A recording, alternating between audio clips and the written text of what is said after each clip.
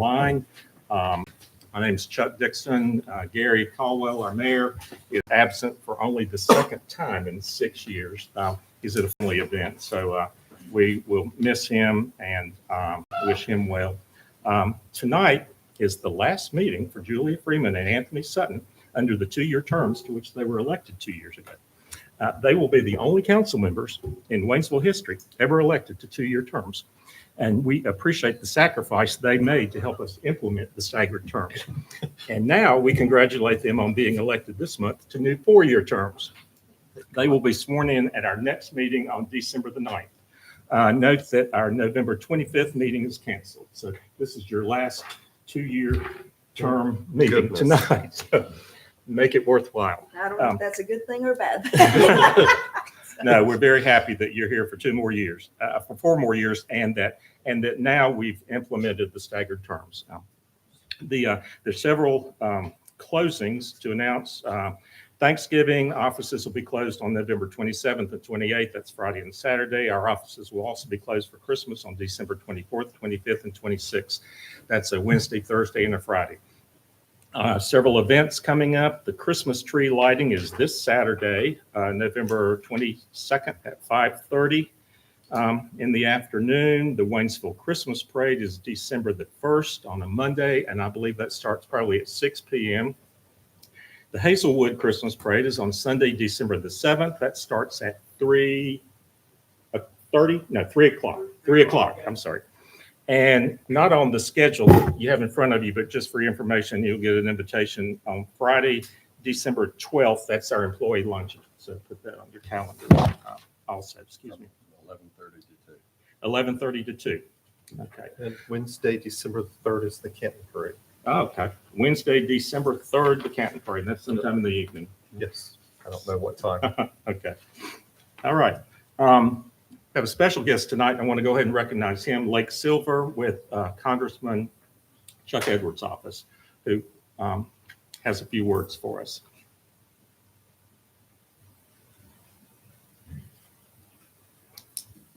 Thank you so much, Mayor Dixon. It's great to be with you all. Good to see you all again, familiar faces. As someone who works for someone who runs 2-year terms as well, congratulations on 4 years. That makes a world of difference. I'm here, always to say hello to all of you and let you know that we're here for you with the Congressman's office should you need anything. But I've also got a little bit of a special announcement that I would like to make for you all. The Congressman was able to secure in the last continuing resolution approximately $2.97 million that will be going to your Hazelwood Fire Station construction. Nice. So,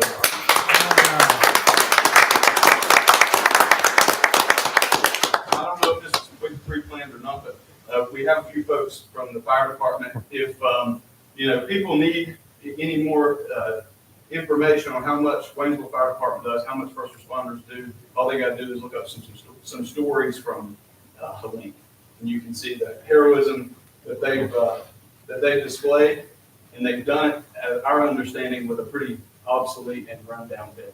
So that speaks to their character, speaks to everything that they do. It's the least the Congressman can do. We're so happy for the opportunity to get to secure these funds for the town. So thank you so much. As always, all of you have my phone number. If there's anything else I can do for you, I'm always here. Live in Waynesville, so you've got someone here in your backup. Thank you so much. Thank you. Thank you. Thank you, Lake. And thanks to the Congressman.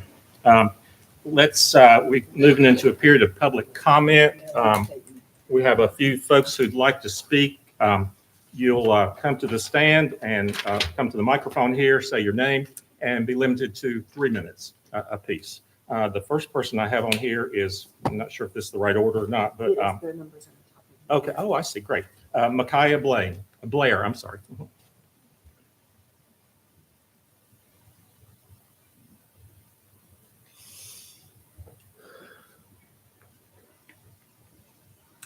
Good evening, and thank you for allowing me to talk.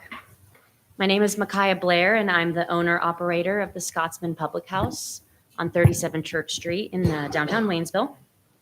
I'm here today in support of establishing the social district for Ice Fest Ice Block Party and for the Society of American Travel Writers Dine Around, and for really any special outdoor events in downtown Waynesville. Something I genuinely believe can strengthen our local economy, support our small businesses, and create a more vibrant, welcoming downtown experience. Let's begin with a fundamental truth. If someone wants to sit at a bar and have a drink, they will do so with or without a social district. This initiative isn't about promoting increased alcohol consumption. Rather, it aims to provide people the freedom to fully enjoy our town. Whether it's browsing local shops, strolling downtown to admire ice sculptures and performances, or visiting nearby spots to meet friends, we want to enhance the experience for everyone. A social district isn't just about convenience, it's about connection. It turns our downtown into a walkable, enjoyable destination where grabbing a beer isn't about ending the night, but the beginning of moving from place to place, exploring businesses they might not have otherwise visited. It encourages people to flow rather than stay put, and that circulation is what keeps an event successful and our local economy healthy. For small businesses, restaurants, boutiques, galleries, artists, and performers, this kind of foot traffic makes a big difference, a real difference. A customer who might have skipped a shop because they didn't want to abandon their drink suddenly becomes someone who browses, buys, and discovers a new favorite. Or someone who was enjoying a performer but cuts it early because they were ready to have a beer in hand now can stay and discover and enjoy our local musicians and live music, elevating their experience in our town. It levels the playing field, helping all businesses share in the energy and activity that a thriving downtown should have. Social districts work effectively in towns like ours. They have proven to be safe, well-regulated, community building tools that bring people together. These districts encourage outdoor activities, engage residents with their surroundings, and create a shared space that benefits everyone, families, locals, tourists, and business owners alike. By supporting the social district, you are supporting our community with another way to enjoy itself, responsibly, safely, and in a manner that bolsters our unique businesses and the ones that make our downtown so special. So I urge you to support the creation of our social district for both these special events presented by the TDA, which will help us create a more connected, walkable, and economically resilient downtown Waynesville. Thanks. Thank you. Next up, Kirk Noonan.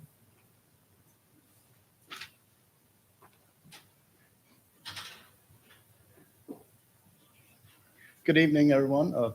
Thanks for letting me speak here. I'm also in support of the establishment of the social district here in the downtown Waynesville area.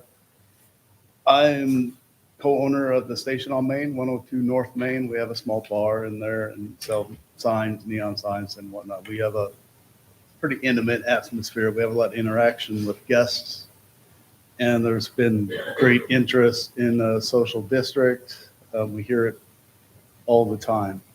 I think that there's a perception that it will cause trouble, there'll be difficulties with it, but most of these people here are families, they're on vacation, they just want to have a beer. They don't want to binge drink all night long and cause any problems. It's hard to get in that much trouble, and most of the establishments close at 9 or 10 o'clock anyway. We'd like to see the establishment for these two special events, and hopefully moving forward, we can also expand it to a more regular basis, monthly, weekly, something like that. But we will prove to y'all how well it can go, and we'll move from there. Thank you. And next is Jerry Jackson.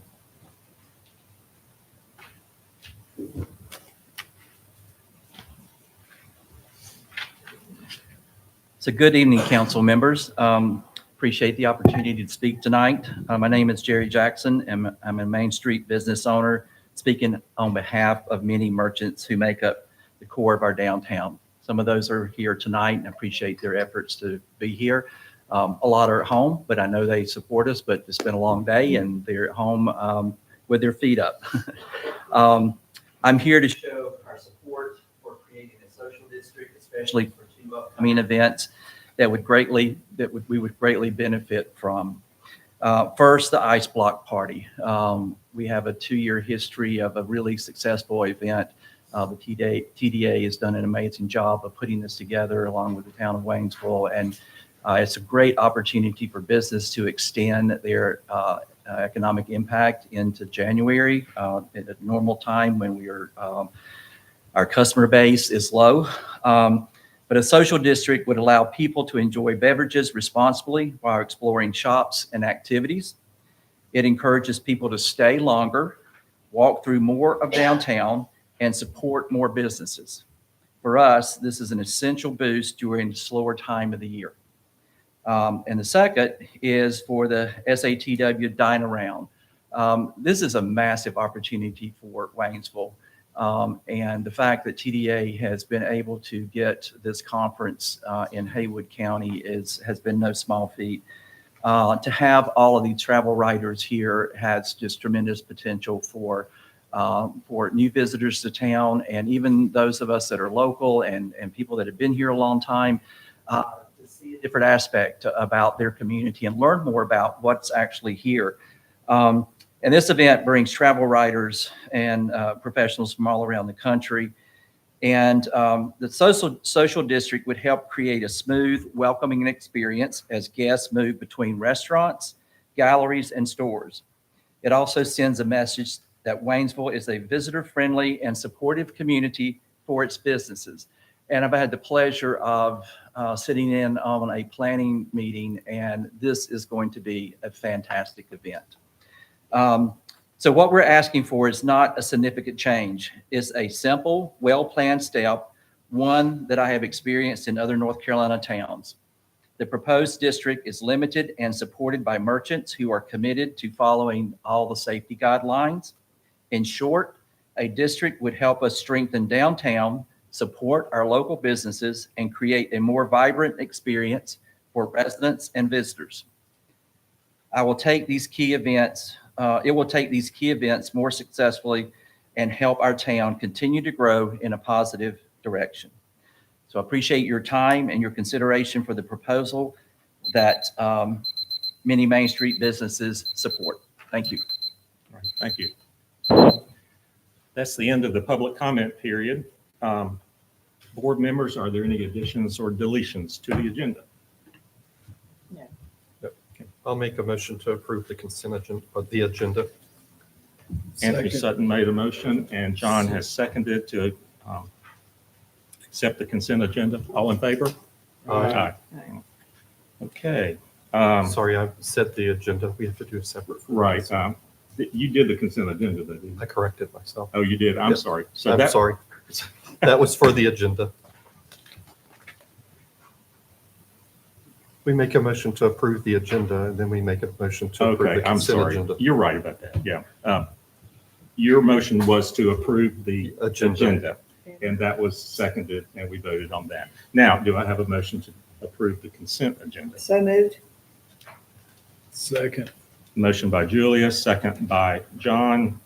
All in favor, say aye. Aye. Okay. All right. That's why I thought I'd learned a little bit in the last 6 years, but apparently I wasn't paying close attention. I've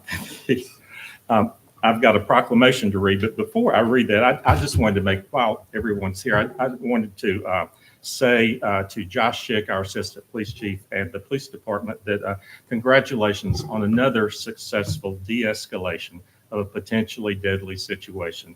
Y'all are doing a great job. We have the best police force, the police department in North Carolina. And again, thank you guys and ladies for what you're doing. This is Veterans Appreciation Month, and I have a proclamation to read. Whereas the brave men and women of the United States Armed Forces have selflessly served our nation, defending the freedoms and values we hold dear. Throughout history, our veterans have demonstrated unwavering courage, sacrifice, and dedication, ensuring the security and prosperity of our country. And whereas Waynesville, North Carolina observes our storied history of supporting the United States military, a legacy stretching back to before the founding of our nation, North Carolina is proud to be the home of more than 1 million active duty military service members, veterans, and their families. And whereas following the declaration of Armistice Day as a national holiday in 1926, the U.S. Congress officially recognized November 11th as Veterans Day in 1954. And whereas throughout the entire month of November, veterans are celebrated for Military and Veterans Appreciation Week, National Veterans Small Business Week, and National Veterans and Military Families Month with celebrations all over the state. And whereas veterans continue to serve their community through the civil service and participation in groups including the American Legion, the Veterans of Foreign Wars, nonprofit and volunteer organizations, communities of faith, and much more. And whereas approximately 20,000 service members in North Carolina transition to civilian communities annually, and they deserve our help and support during what can be a challenging time as they return to civilian life. And whereas today and every day we encourage all people, communities, and leaders to support and honor veterans. Now, therefore, I, Chuck Dixon, Mayor Pro Tem of the town of Waynesville, do hereby proclaim November 2025 as Veterans Appreciation Month, and November 11th, 2025, a little belatedly, as Veterans Day in Waynesville, North Carolina, and commend its observance to all citizens. All right. Thank you for that. Next on the agenda is a presentation by Haywood Christian Ministries, Blake Hart and John Brugeau. Get that right. Thank you all for coming. Thank you all very much. I just want to give a sort of repass of Haywood Christian Ministries, our history, and sort of what we're up to today in the area. Some of you probably know the history of Haywood Christian Ministry. We were founded in 1970, so 55 years ago now, as a network of churches that really just wanted to fill in gaps they saw in the needs of the area. And it was a group of volunteers who would take phone calls, and once they got a phone call from somebody in need, they would network with churches to find the assistance that was needed to help that person. Pretty quickly after that, 5 years, 1975, they established the first food pantry in cooperation with Salvation Army. And then what we're most well known for, I think, right now in our area, in 1998, the thrift store opened for the first time in Haywood County, Haywood Christian Ministry thrift store. At that time, I think it was over to where Mackie Galley is right now. And then in 2000, we moved to downtown Waynesville. But a lot of significant changes began in Haywood Christian Ministry with the COVID pandemic. It was through the COVID pandemic and then the subsequent experience with Hurricane Helene that we've all gone through just recently, that Haywood Christian Ministry has slowly but intentionally made a shift to focus primarily on that first thing we did, which was establish a food pantry.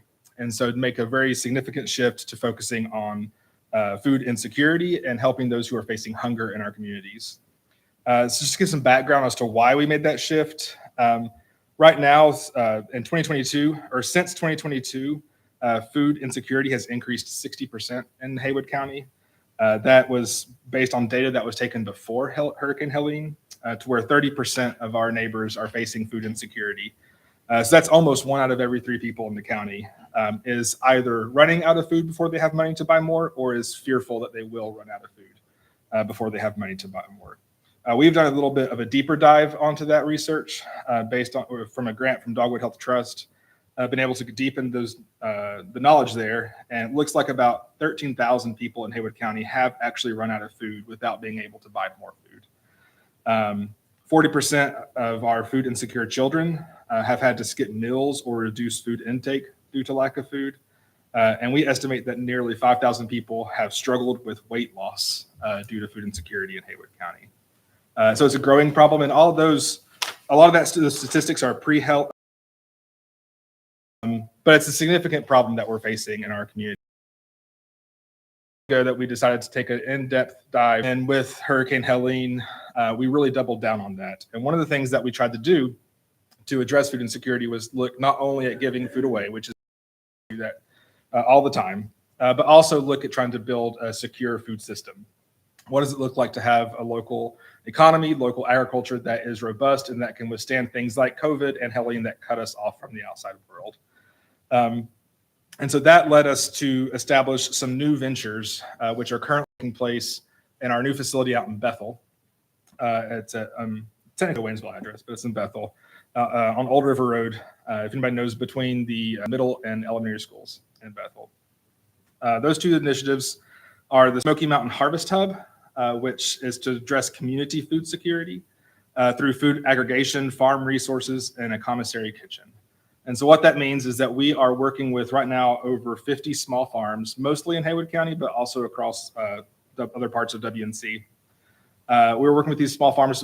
Many of them are 10 acres or less in size, and we are consolidating their food together. So we're buying their food from them at market rate and then consolidating it together to be able to sell it either to private purchasers, people, individuals, institutions, or through grant funding to give it away to people who need it. And so right now, the vast majority of that food is still being given away just to people who need it. But we are working on relationships with different institutions and different private purchasers to be able to help make our small farms more sustainable and more financially feasible for them. At the same time, making sure that everybody has access to that food. We're also installing a compost system to take the waste that comes out of the charitable food system and compost that and make it available to our farmers at a more affordable rate to help us to keep that compost system running, but to help them have the input they need for their farms. And we are currently working on designing and installing 2 commissary kitchens that will allow us to lease space out at about $15 an hour to food businesses or farms to value add to their products. But then it'll also help us to take in food that we get donated to us that is about to spoil. We can preserve it, we can can it, we can cook it and get it out to people in need instead of having to throw it away. So that's the one thing that's happening in Bethel. The other thing is through Hurricane Helene, we decided that nobody should go hungry just because they can't make it to Waynesville, where most of the charitable food is in the county. And so we began working on the Rural Food Access Network. And so that's a network of right now, depending on the month, 18 to 25 partners around the county, churches, nonprofits that are working to get food out into the communities, that are cooking food for people who need it. And we are sharing the food that we are able to get from our size, from our infrastructure that we have that other people don't have, and we're able to share that with them. We've also been able to install 5 refrigerated food lockers that are in the process of launching that system where people can order food from us and have it delivered to this locker in their communities. And then with a QR code or a PIN number, they can go unlock their locker and get their food out. And then we are also in the process of developing a mobile market so that we can go into communities, go into hollers where people don't have as much access to food and be able to take the food where people need it. And this is all in addition to what you know of as HCM, which is down on Brenner Avenue. The community store, which is not just a thrift store for us to make money, but a way for us to make goods available to people at prices they can afford. So you can go in and get an outfit for $5, $10. But if you can't afford it, you can go straight through a door in that thrift store to the community resource center and ask for assistance. And we can work with partners or with our own funds to either find you financial assistance, rental assistance, recovery from Hurricane Helene, or to get free stuff in the thrift store that you can't afford that you need. And then behind that is our community pantry, which is open right now 3 days a week. It's 100% full choice shopping style food pantry where people can go and just choose exactly what they need, how much they need, and as often as they need it. There's no limits on how often someone can come. They can come Monday, Wednesday, and Friday every day if they have a small fridge and can't fit that much food in it, or they can come once a month and stock up if that fits their schedule better.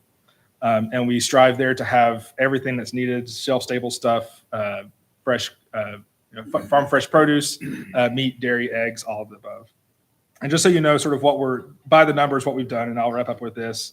Right now, we're seeing between 800 and 1,000 visits to our pantry every week.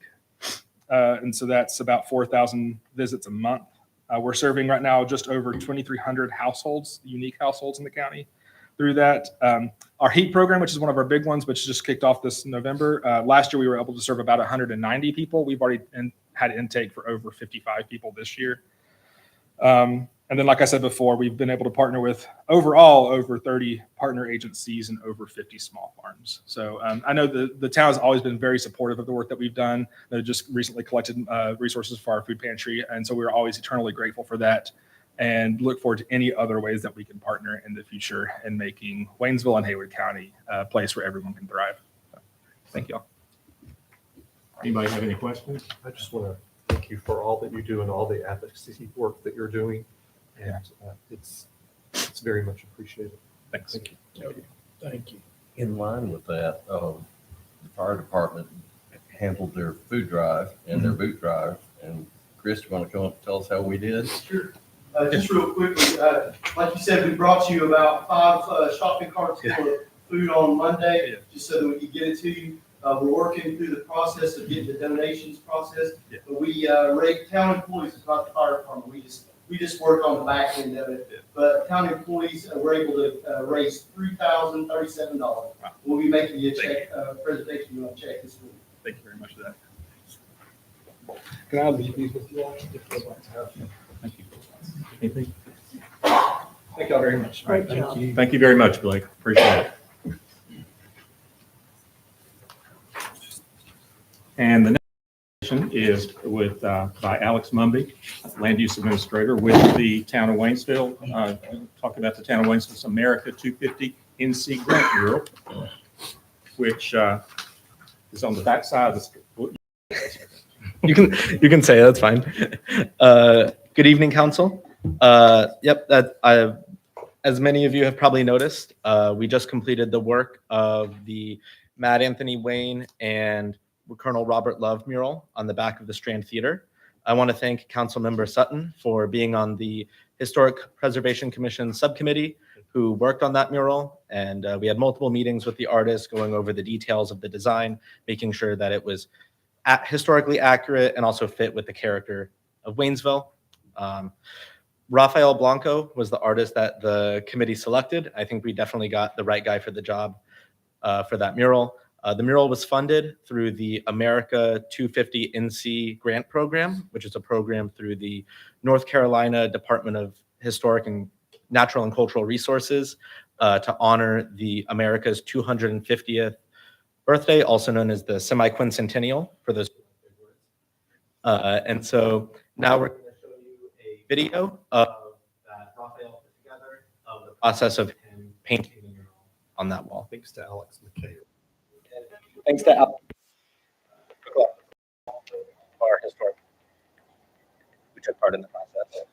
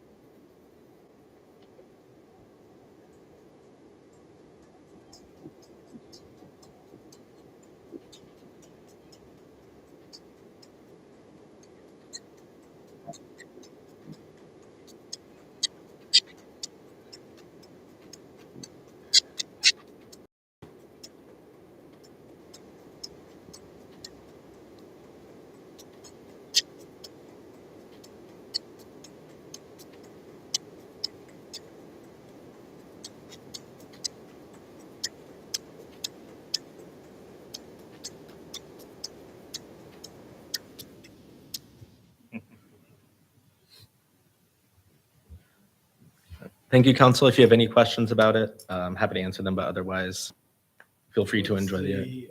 How long is it? Will it last? We have an agreement with the property owner for 15 years on the easement, which can be re-upped at the end of that contract, but I mean, I don't know why anybody would want to take it down, so. No, I mean. It's sealed. Yeah. Oh, it's sealed. Oh, yeah, sorry, the muralist has sealed it, so it'll last Okay. for a long time. Yeah. All right. Thank you very much. And it's a nice addition to the town. It's right around the corner. Okay, we move into public hearings. Olga Grumman, first public hearing is to consider text amendments to the flood damage prevention ordinance. And I suppose we need a motion to go into, We need to open open the public public hearing. hearing. I'll make a motion to open public hearing. Second. Motion to open the hearing by Anthony, second by John. All in favor, say aye. Aye. Aye. Thank you. Good evening, Council. Olga Grumman, Development Services. So this is a small, straightforward, but pretty meaningful change to the floodplain ordinance. During our recent visit by FEMA and North Carolina Department of Emergency Management to audit our floodplain program compliance, the auditors have noted that our floodplain ordinance has a mandatory survey requirement for all projects in the floodplain. What it means is we technically have to enforce the survey requirement for HVAC changes, interior changes, heat pump replacements. We have not been, but this is listed as mandatory, and to the letter of the law, we either need to change the ordinance or enforce it. Now, we do follow a state model floodplain prevention ordinance, and I have attached the excerpt to your agenda. As you see, the survey requirement with a sealed plot by a surveyor is listed as optional in the state model ordinance. Waynesville had it forever as mandatory. So we consider this to be unreasonable to request a survey from all the development projects. Instead, we propose to give a floodplain administrator a discretion based on the scope of the project. Everything else will stay the same, and the surveys will still be required by other parts of the ordinance, such as for major subdivisions, major site plans, in accordance with land development standards.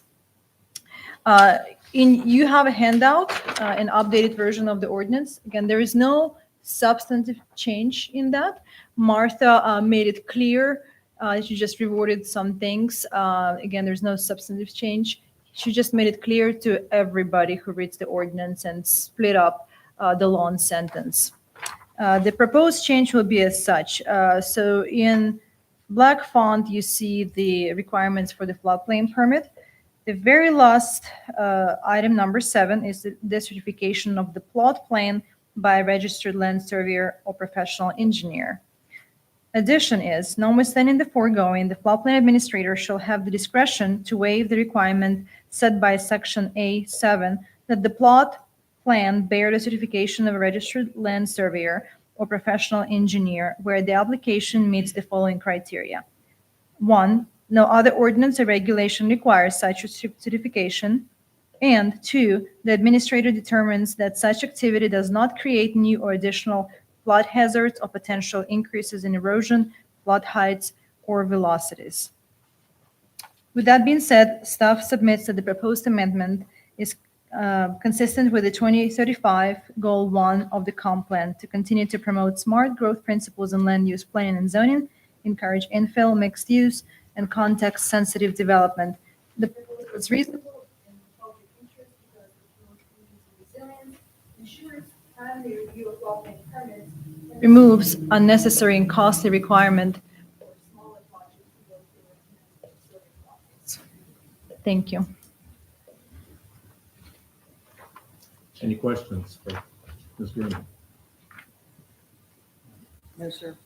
Does anybody in the audience wish to speak about this text amendment?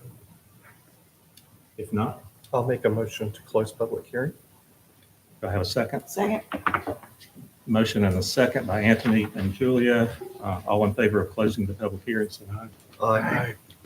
I'll make a motion to find that the ordinance is consistent with the 2035 comprehensive plan in that it is reasonable and in the public interest that it continues to promote smart growth principles in land use development, planning, and zoning, encourages infill, mixed use, and content-sensitive development. Motion by Anthony. Do I have a second? Second. All in favor of the motion signify by saying aye. Aye.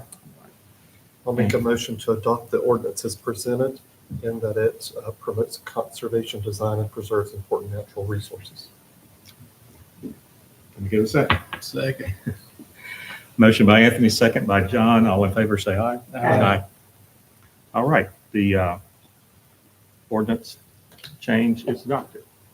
All right, second public hearing is to consider a request for annexation for the 5.48 acre parcel at 1399 Plot Creek Road, Waynesville. Mr. Freeman? Oh, open the public hearing. I'll make a motion to open public hearing. I'll second that. Motion by Anthony, second by John. All in favor, say aye. Aye. This is so unique because I'm used to playing off of you, Chuck. Yeah, I keep looking down at Julia. I'll be better. Thank you, Council. Jesse, if I could have slides, please. Thank you. On September 18th, 2025, the town received the attached petition for annexation for a contiguous area from Herman Ratchford, manager, VP of a Triangle Real Estate of Gastonia. I do have a development group and their project managers in the back row in front of Jesse today. If you have any questions, the petition is for a parcel at 1399 Plot Creek Road, Waynesville, North Carolina. PIN for the record 8605-328929. You can see where the parcel is located as it relates to our municipal boundaries that currently are in place. The property is approximately 5.48 acres. It is contiguous to the existing corporate limits of Waynesville and to Phase 1 development of Palisades at Plot Creek Apartment Complex, also owned by the same developer. The subject property is currently located entirely within Haywood County and outside of the town's corporate limits or extraterritorial jurisdiction. Upon annexation, the property would be incorporated into the corporate limits of Waynesville and would be eligible for municipal services, including sewer service. The closest main sewer line is located off Will Hyatt Road, and the Phase 1 development ran an additional sewer line across to their Phase 1 site. So the sewer line will be available from there, and there is also a water line running across at Plot Creek Road. Upon successful annexation, the applicant would proceed with a rezoning designation, and on October 20, 2025, the planning board reviewed the map amendment application and unanimously recommended that the designation would be as of adjacent Phase 1 development, Plot Creek Neighborhood Residential Zoning District, upon successful annexation. And for your consideration, we do have an attached ordinance to approve the annexation of the described property.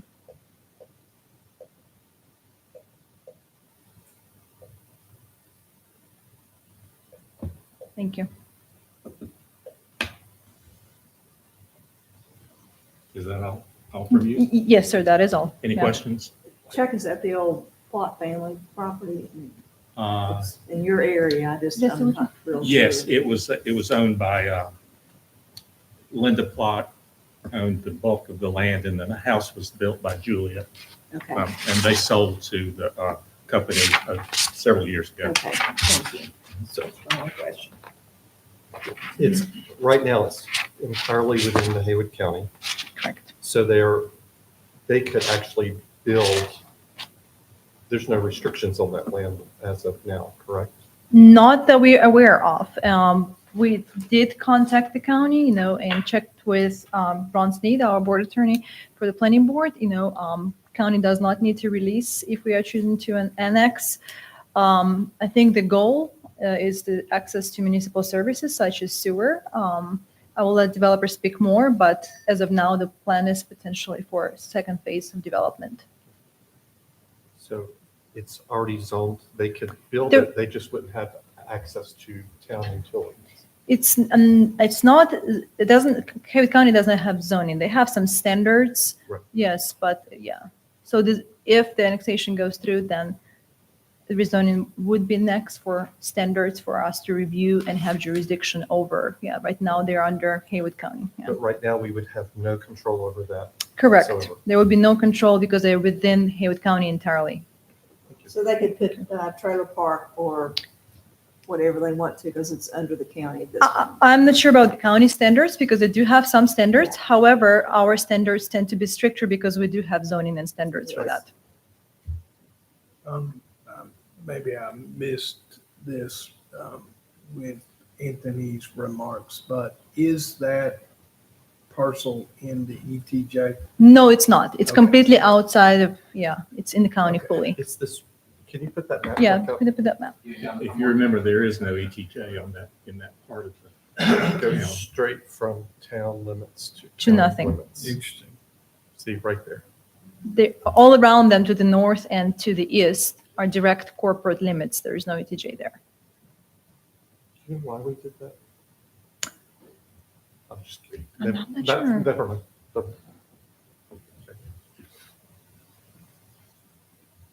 This area is also on our future land use map. It is within our urban services boundary, which means that expansion of utilities is projected and expected there. If you see that all area, in green, that's, yeah.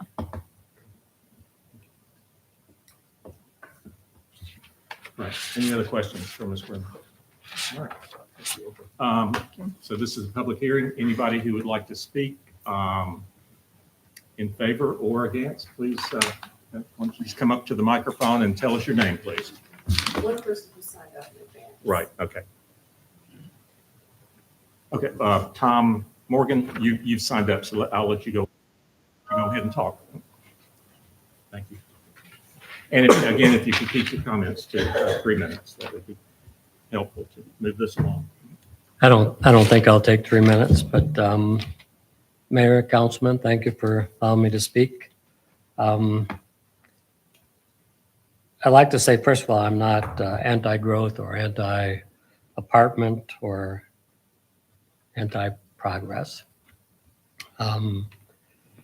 My concern is that it's changing the rural nature of Plot Creek community. I spent about 10 minutes and just Googled some things, and my information may not be right.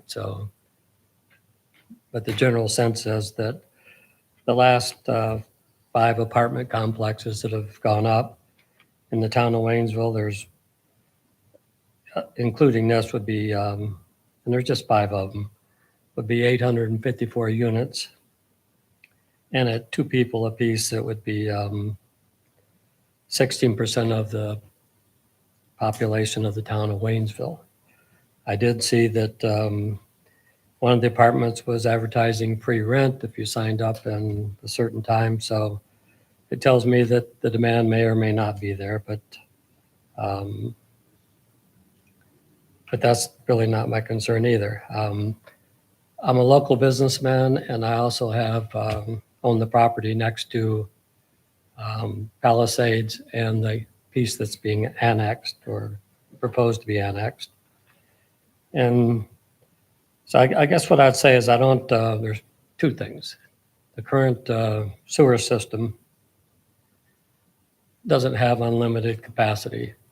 And so if you're a builder or you want to develop different things, then you have to get in line. And the apartments obviously take up a lot of the capacity. So that's one thing. And then I guess the other thing is that there's plenty of property inside the city limits of Waynesville to develop for apartments without having to annex property from the county. So I would say that if you decide to annex it and rezone it, then hopefully you won't allow variances where there's great density. And so I guess what I'm looking for is, I would say, progress with vision. End of my remarks. Thank you, Mr. Morgan. Thank you. I apologize to the applicant. I'll let anybody else talk, but I should have let you go first. So if someone would like to come from the applicant. Introduce yourself and who you're with, and Sure. William Ratchford. and you have more than 3 minutes. William Ratchford, Vice President, Southwood Realty and Trine Real Estate. You were here the last time. And we're here for builder, developer, representative for Southwood Realty. Just a procedural question first. Are we going to have 2 public hearings, or okay. So we're gonna do public hearing twice, okay. The main reason, we bought this property, Helene has taught us, just like everything else, it'd be great to have a second entrance.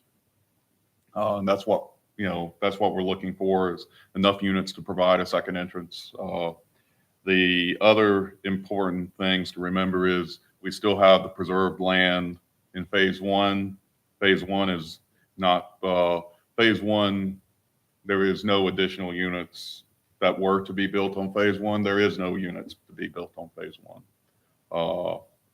As we've said, we've came through, we had part of a culvert failure from Helene. We took care of it and took care of our people as quick as we possibly could. And, I think that, we're showing to the community that we're here to stay. We've been here from the beginning, and, we're a partner for this town, and we still plan on being there long term. And then we're just here for questions. I have my engineers here for additional questions. I can't show you a site plan tonight because that's comes after zoning. But if there's any questions or concerns that you would like me to address, I can answer in this or the next public hearing.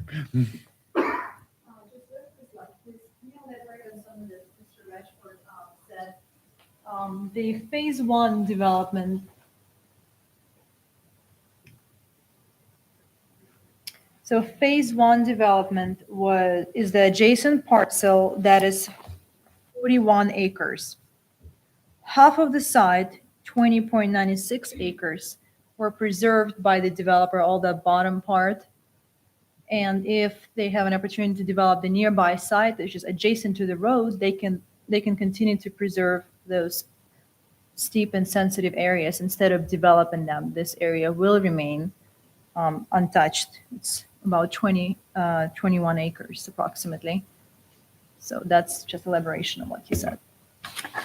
I do have a couple questions. The planning board approved this? No, annexation does not go to the planning board. Oh, I'm sorry, this is the next The one. zoning Okay, never mind. designation, they did I'm recommend, yes, but not the annexation. The next one, okay. And availability of sewer, is that dependent upon our sewer plan? So any sewer allocations are dependent on that, depending on the scope of development, but they do have sewer line. You can't see it here, but where the green sewer line is, they actually, it's not updated on the map, but they did run a sewer line across to the phase 1. So it's right adjacent. They do have sewer line at the development. But the availability to hook onto our system is dependent upon. Like every us other being project, able to correct. accept the capacity. Yes, yeah. Is there is quite a bit of sidewalk on either side of the Palisades. The town is responsible for maintaining that. Is that correct? I would defer to the services. I'm not sure about that either. I have to check. Oh, we have an answer, yeah. by the developer. So all the sidewalk inside the community, we have to maintain. Sidewalk along the road, I would assume it has to be with the right, who owns is it city road or state road? Yeah. Yeah, just. Hi, I'm Elizabeth Teague. I'm the Development Services Director. That sidewalk was built with a municipal agreement between the town and NCDOT. The Department of Transportation maintains the roads and the drainage along the highway, but the town is obligated to maintain the sidewalk. And look to me that's about 1.5 miles of sidewalk. Correct. And that goes back to the 2010 pedestrian master plan where people wanted to connect downtown Hazelwood to Hazelwood Elementary. And then that sidewalk project was in the works when the Plot Creek Apartments came forward. And as part of the development requirements, we made them extend the sidewalk. And do we know at this point, would that sidewalk be extended up towards the second entrance, or is that TBD? Sidewalk is a requirement for all major site plans. As Olga mentioned, we haven't gotten to a place where we're even looking at a site plan yet. We haven't been presented with one. But if they do, sidewalk would be required to continue. Okay. And the sidewalk from the entrance up to the west corner of the current property was built by the developer, I would assume. Correct. The sidewalk that was extends along their property frontage. Right. Mhm. And then we worked with them and DOT so that that sidewalk would connect with the DOT sidewalk construction project. Yes, sir. And this is their engineer, Tom. I'm Tom Jones with WG Land Engineering. We're the civil and site engineers who work on phase one and also Groves Water's Edge. Now, hopefully we'll continue working on this project. But just to clarify, the sidewalks internal to the site are private. There's the only public maintenance from the town would be along Yes. the DOT roads, just to make sure that was clear. And the inside the complex, the pavement is also the responsibility of the owner. It's private, correct. Okay, all right, yeah. The only That's town, what there's I no thought. town services really within the, Yeah. other than emergency services or police, they're, the trash is private within the development. The privately owned and maintained, all the asphalt pavement. Actually, all the utilities are private within the development as well, water and sewer. But like Olga said, extended across Plot Creek Road for phase one, and you all have a public manhole basically in the entrance of this development of phase one, and there's private sewer lines that extend from there up into the development. So that would be something, if there's a phase two next door here, that could be tied onto for the sewer. Wonderful. Ricky, real quick, do you happen to know off the top of your head what it costs per linear foot to maintain or pour a sidewalk like that? And if you don't know, no worries.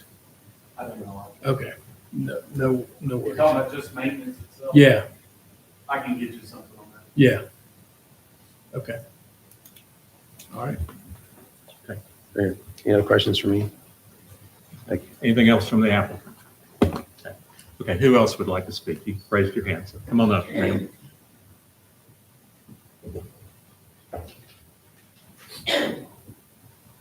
Good evening. My name is Deborah Malfris. I don't live in the town limits of Waynesville. I live very near the town limits of Waynesville. And I guess this is really more of a question than a comment, or perhaps both. I hear comments from our town council members commenting, well, the county doesn't have any zoning, so bringing this property into the town limits, at least it will be subject to our town's zoning. But, and this is my question, if this property is not annexed into the town, then the town doesn't provide sewer services. Is that correct? Correct. So then what could be done with this property if it's not brought into the town limits will be limited by the number of septic tank permits the county would issue. Is that a fair statement? They could also put a hog farm there, Yes. or a chicken farm, or However, a junkyard. the junkyard, trailer park. Ones we see around in the town limits. So perhaps this is an engineering question. If you're not annexed into the town of Waynesville, how many septic tank permits do you think the county would issue for something like this? It'd be tough to get a lot of septics on the site. I think then the developer could do, Tom.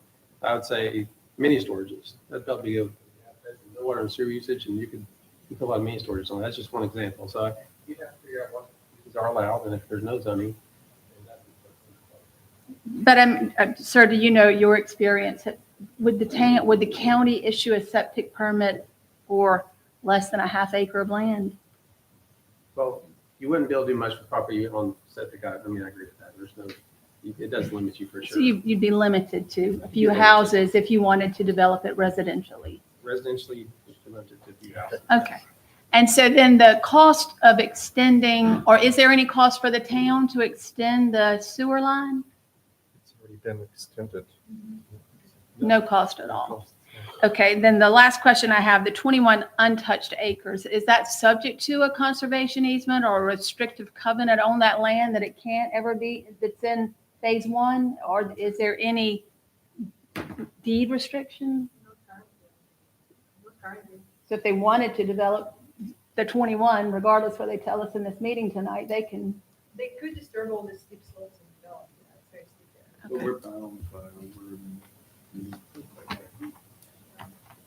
There's the approved site plan for phase one didn't go up in that area, and they'd have to go back through this process. And, I don't think anyone in the room wants the steep slopes developed, but they could go back to the process. It couldn't just happen. Okay, thank you. Thank you very much for your time. You've answered all the questions that I had. Thank you so much. Thank you. Anyone else like to speak? Yes, sir.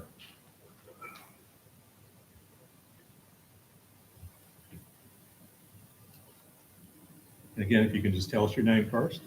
Sure. My name is Brad Brothers. I am not in the city. I'm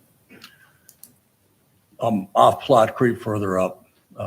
This doesn't affect the overall apartment situation. Doesn't bother me or shouldn't bother people in general. But my biggest concern, and was concerned with the Palisades originally, is the location next to a grade school. You have the sex predator registry, of which do you really think 100% of those people are on that? Do you think that all those people are telling you their locations? We've already increased, if you're into risk management, you've already increased the risk by putting the existing set of apartments there. Are we going to increase that risk? Even whatever the percentage is, if you consider it small, what's too small? And my objection again is to the danger potentially for those children. That's all I got. Thank you. Anyone else? Olga. Yeah, Sure. speak to that as a segue. In preparation for today's meeting, we actually did pull the crime report with the chief of police, and there are no major concerns or issues, just minor disturbances predominantly. We did not see any red flags. We've done it with the chief Adams. Thank you. Yeah.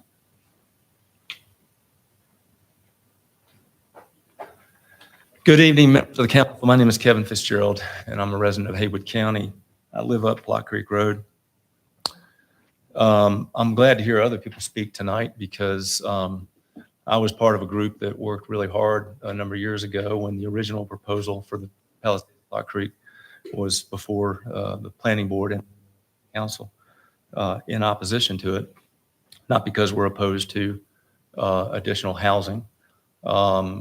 In Haywood County, we were told back then that this would be affordable housing.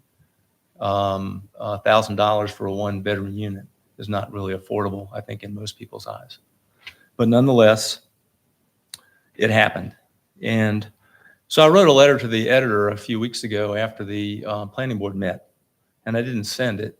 Then I heard there was going to be this meeting tonight, so I thought I'll just bring it and read it to you all, see what I was going to say. So I read with interest on October 22nd, the article regarding a town of Waynesville planning board meeting and recommendation that the additional 5.5 acres owned by the developers of the Palisades of Plot Creek be approved for annexation.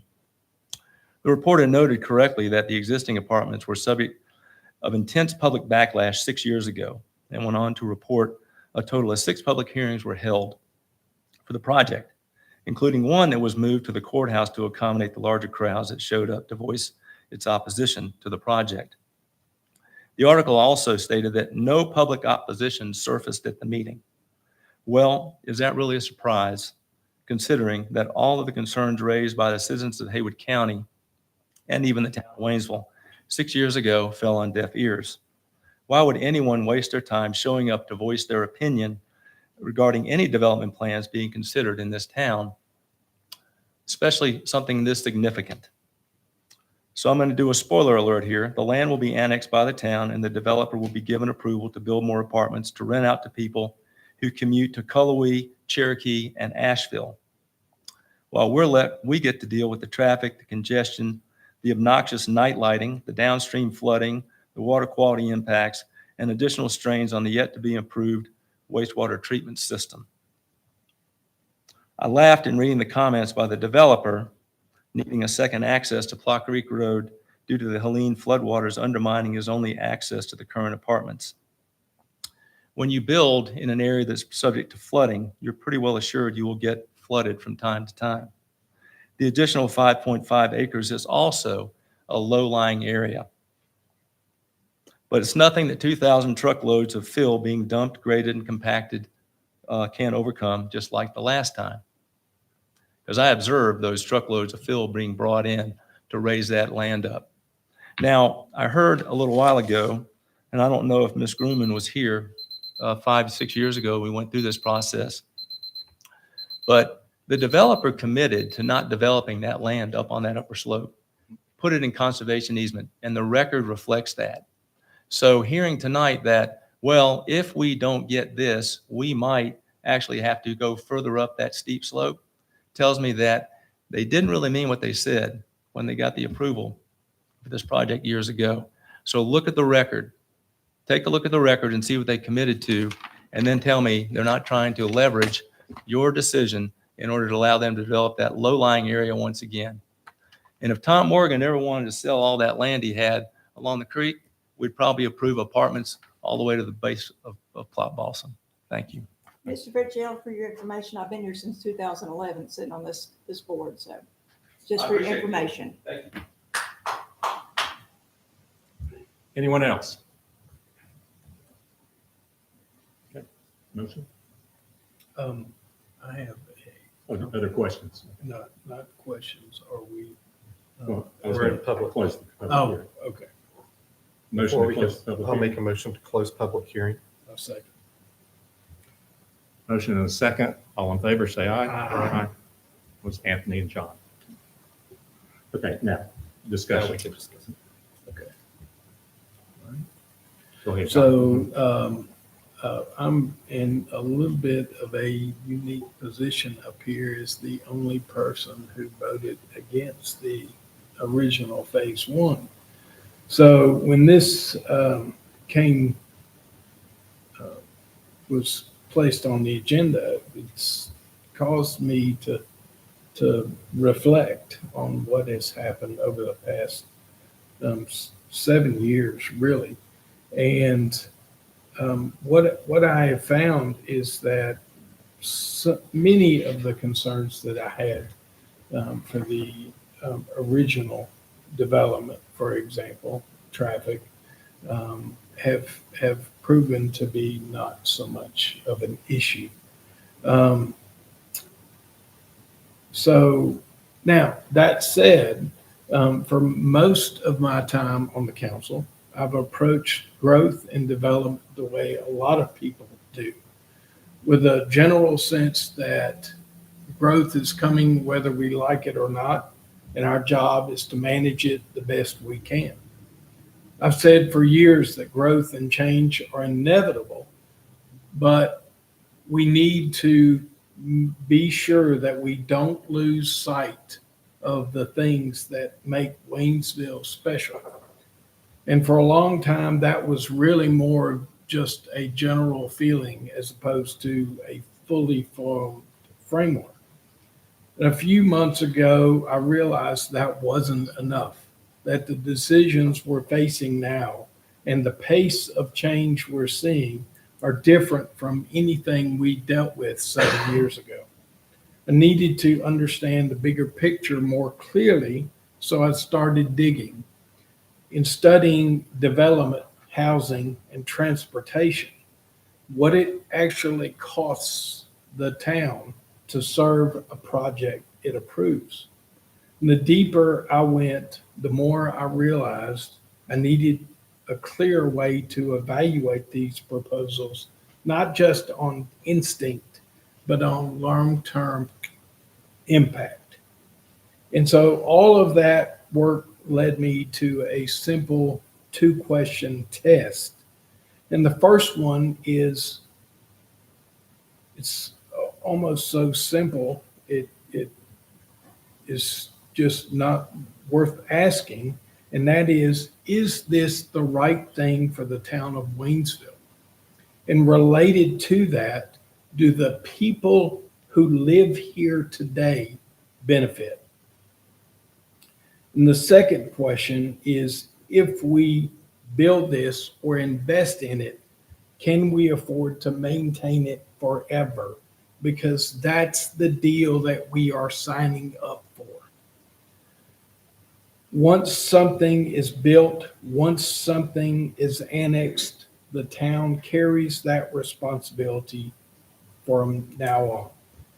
When phase 1 came through in 2018, Waynesville was a very different place. There was only one major apartment complex, the Balsam Mountain Apartments, with 160 units.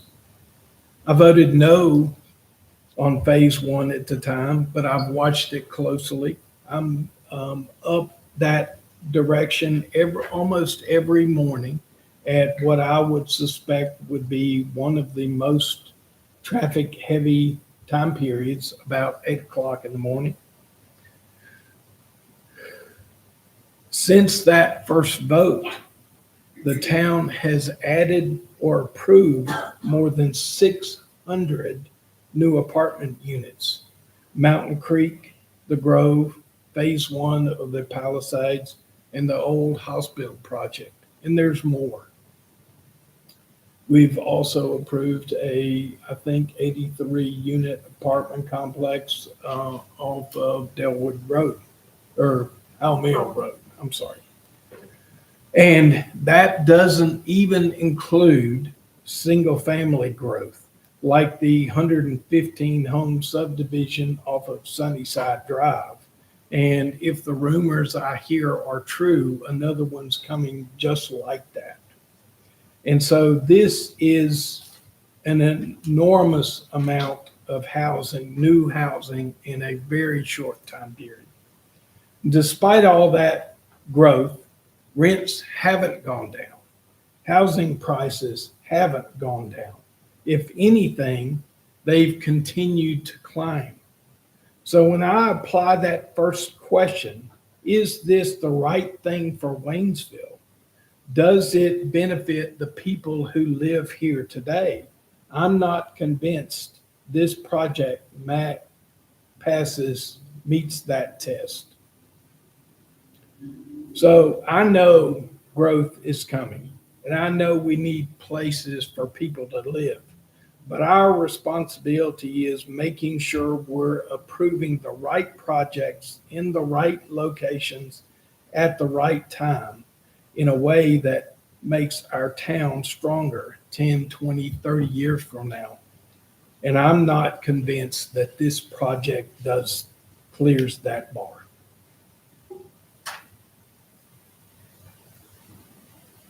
Okay. Anthony? I can counter that they have been great neighbors. They've taken good care of the neighborhood. They haven't increased traffic. This is 5.4 acres that will allow for additional entrance into their development. And we continue to need housing. Even though housing prices have not come down, there's something like 10,000 people in Haywood County that still need housing, especially after Helene. And I say it's a good thing that they want to continue to expand that area. Julia? I think it's a smart expansion. It's a small piece of property. It gives them a secondary entrance. And I think it's smart. It's smart for that whole complex. And I'd like to say that I, of course, oppose the initial project. And the main reason was it was taking up beautiful farmland. I never thought the traffic would be that much of a problem, and it's not. And as you know, I live across the street. I never thought the property values would depreciate. In fact, they've probably gone up. I never thought that there would be more crime or anything like that. In fact, a subdivision like this, or an apartment complex like this, one that's gated, even though I'm not in favor of gated subdivision or gated apartment complexes, the crime is very low. And I never thought that the apartments would be affordable either.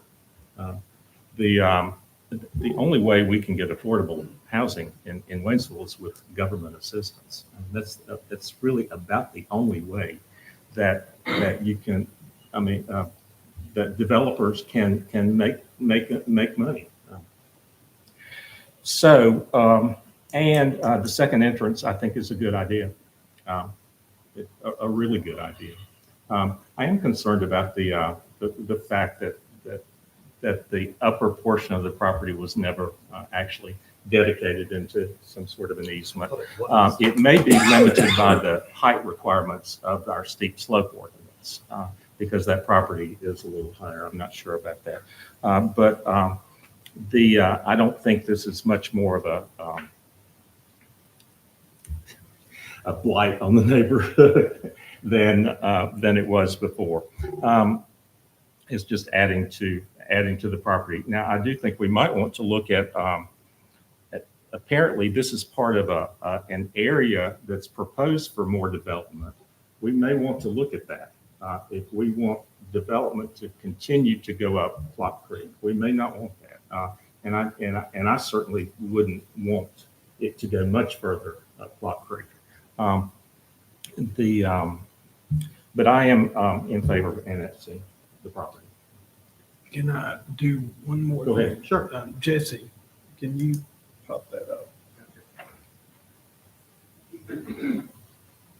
So today, just think about, today I went up to that property and I took this picture, and just fix in your minds that this is gone forever if we approve this annexation request. And in spite of the many of the concerns that lots of us had about phase one, that has the concern about destroying beautiful land like that held true. Thank you, Jesse. Anything further from the board? Sure. Would someone like to make a motion? I'll make a motion to adopt the attached ordinance to approve the annexation of the described property. Second. All in favor, say aye. Aye. Opposed? No. That's 3-1.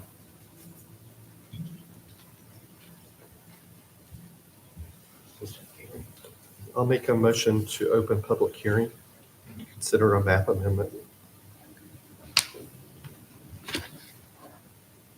All right. Anthony's made a motion to open the second public hearing to consider the zoning for this parcel. Second. Second by John. All in favor, say aye. Aye. Go ahead, Olga. Thank you, Council. This is a legislative hearing for map amendment or rezoning for the same property at 1399 Plot Creek, PIN for the record 8605-328929.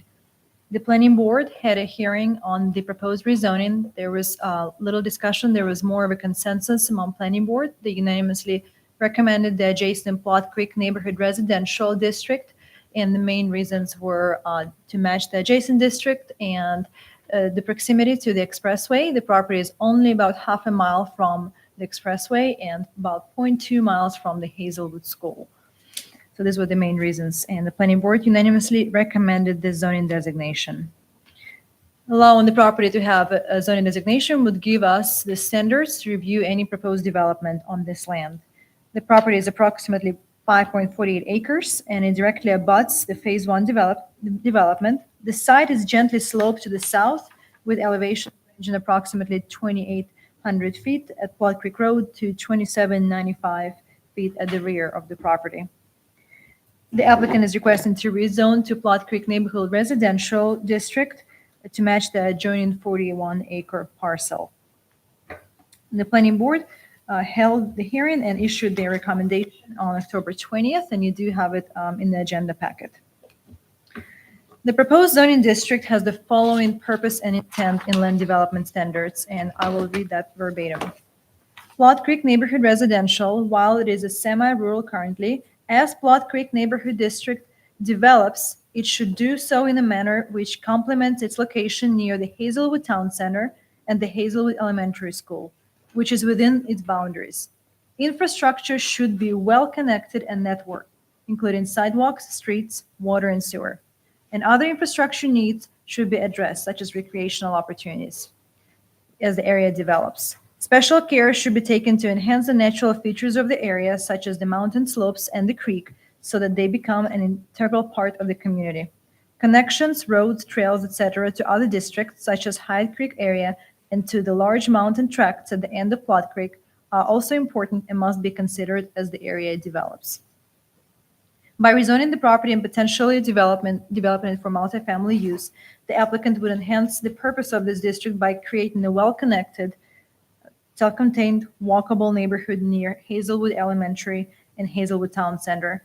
It would also support the planned expansion of infrastructure network as stated in the district's purpose and as reflected on our 2035 comp plan land use map. Just to give a broader picture of what standards would this district have, I will read some standards that are currently in place for this district. Density, 10 units per acre by right, up to 16 units per acre with a special use permit from the planning board. Minimum lot size is 1/6 of an acre, which is 7,260 square feet. Minimum lot width is 50 feet. Minimum pervious surface, or the areas that are green that are required to be permeable for rain and stormwater, are 10%, is 10%. Building setbacks, front and side from adjacent lot at 10 feet. Street side, second, rear, 6 feet, and setback between any buildings is 6 feet as well. The district has a primarily residential purpose. Commercial uses are very limited within this district. So the following uses are permitted outright: single family, townhomes, cottages, multifamily, temporary emergency housing, child adult daycare home under 8 people, cultural and community facility, religious institution, crop production and nurseries, and two. Uses are permitted subject to additional standards in Land Development Standards Chapter 3. Accessory dwellings, bed and breakfasts up to 4 rooms, family care homes, home occupation, child adult daycare, recreation facilities, indoor, outdoor, riding stables, cemetery, animal production, forestry and logging, wireless communication facilities, micro, mini, macro. The standards differ by uses, but they usually include some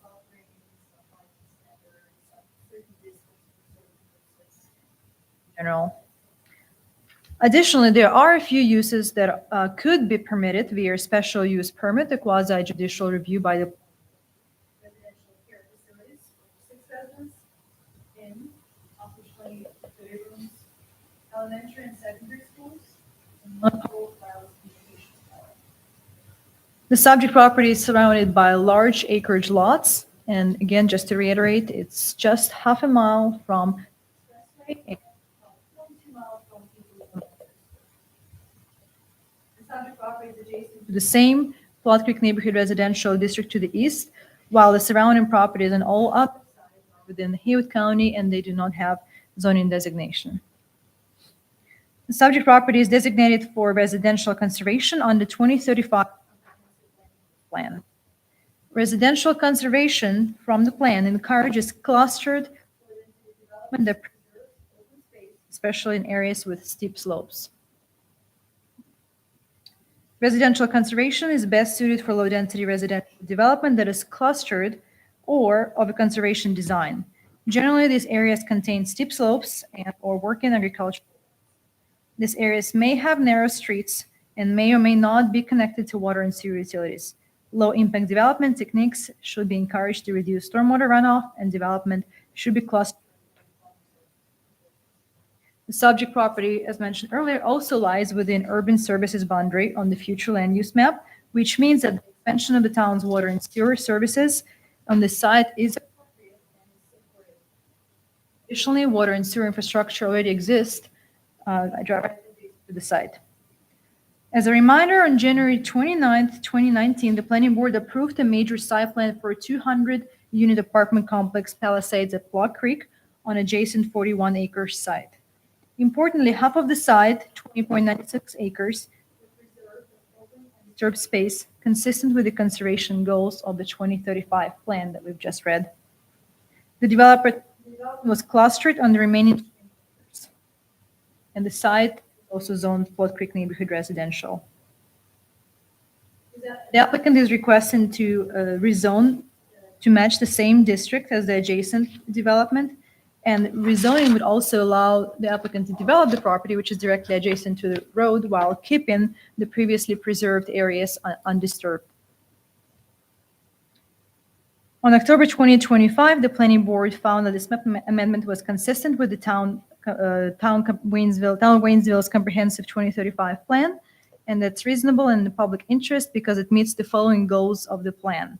Goal 1, to continue to promote smart growth principles in land use planning and zoning, to encourage infill, mixed use, and context-sensitive development, to promote conservation design, to preserve important natural resources. Goal 2, create a range of housing opportunities and choices, to promote a diverse housing stock, including market rate, workforce housing, and affordable options that appeal to a variety of households.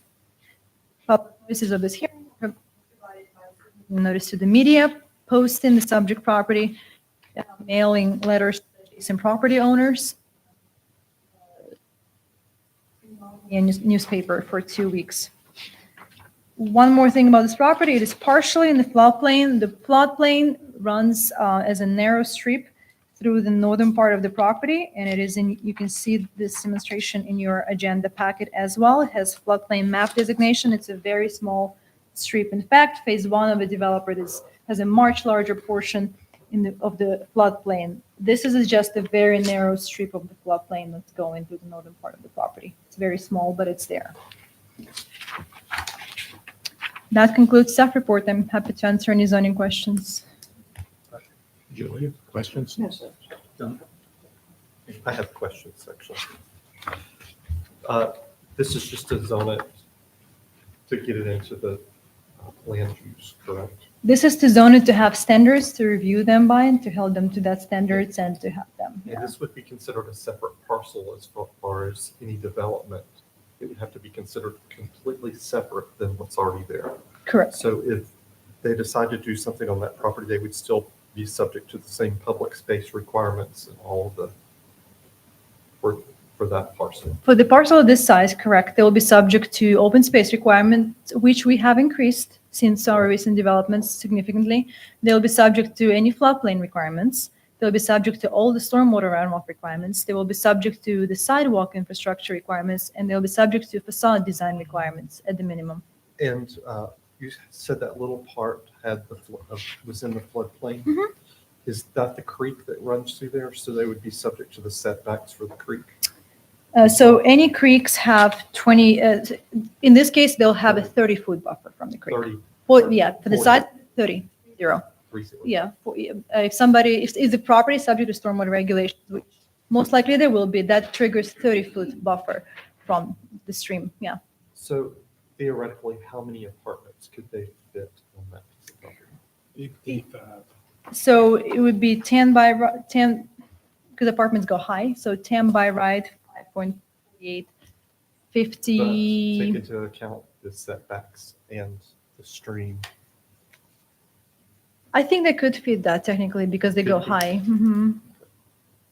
As the developer indicated, a number.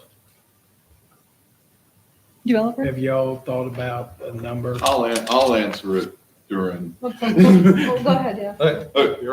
You want to answer any other questions? Do you have any other questions for him for her, Olga, before I speak? Well, I can always ask her after. Okay. That's it. All right, let's hear from the applicant. Okay. So in our plan that we're showing 58 and the house that is currently on Plot Creek to remain on Plot Creek because it's on a 2-to-1 slope. It has that natural cult. We're saying that you have a natural character on Plot Creek and you want a frontage of Plot Creek to remain a 2-story look. Is what we would assume that would want to remain.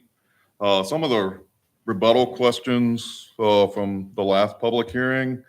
Our current county and city tax payments is $156,298. I can't see from the thing on the city and county separation, but that is how much. I guarantee you that's going up next time because right now we're appraised at 22 million, and it's as long as the county tax representative, it's worth a lot more than that. Rents have moved down in actuality in the last 3 months because I do set the rents. And so as we have opened Groves, rents have started to move down at both Plot Creek and Groves and around town. You has a discount. What you're going to see on discounts is everybody in the apartment industry, what they'll try to do is upfront it first. So they're going to start with $1,000 off or a month free or 2 months free, but then they'll either try to prorate it for that, which shows a higher number, and then they're trying to bring back the discount.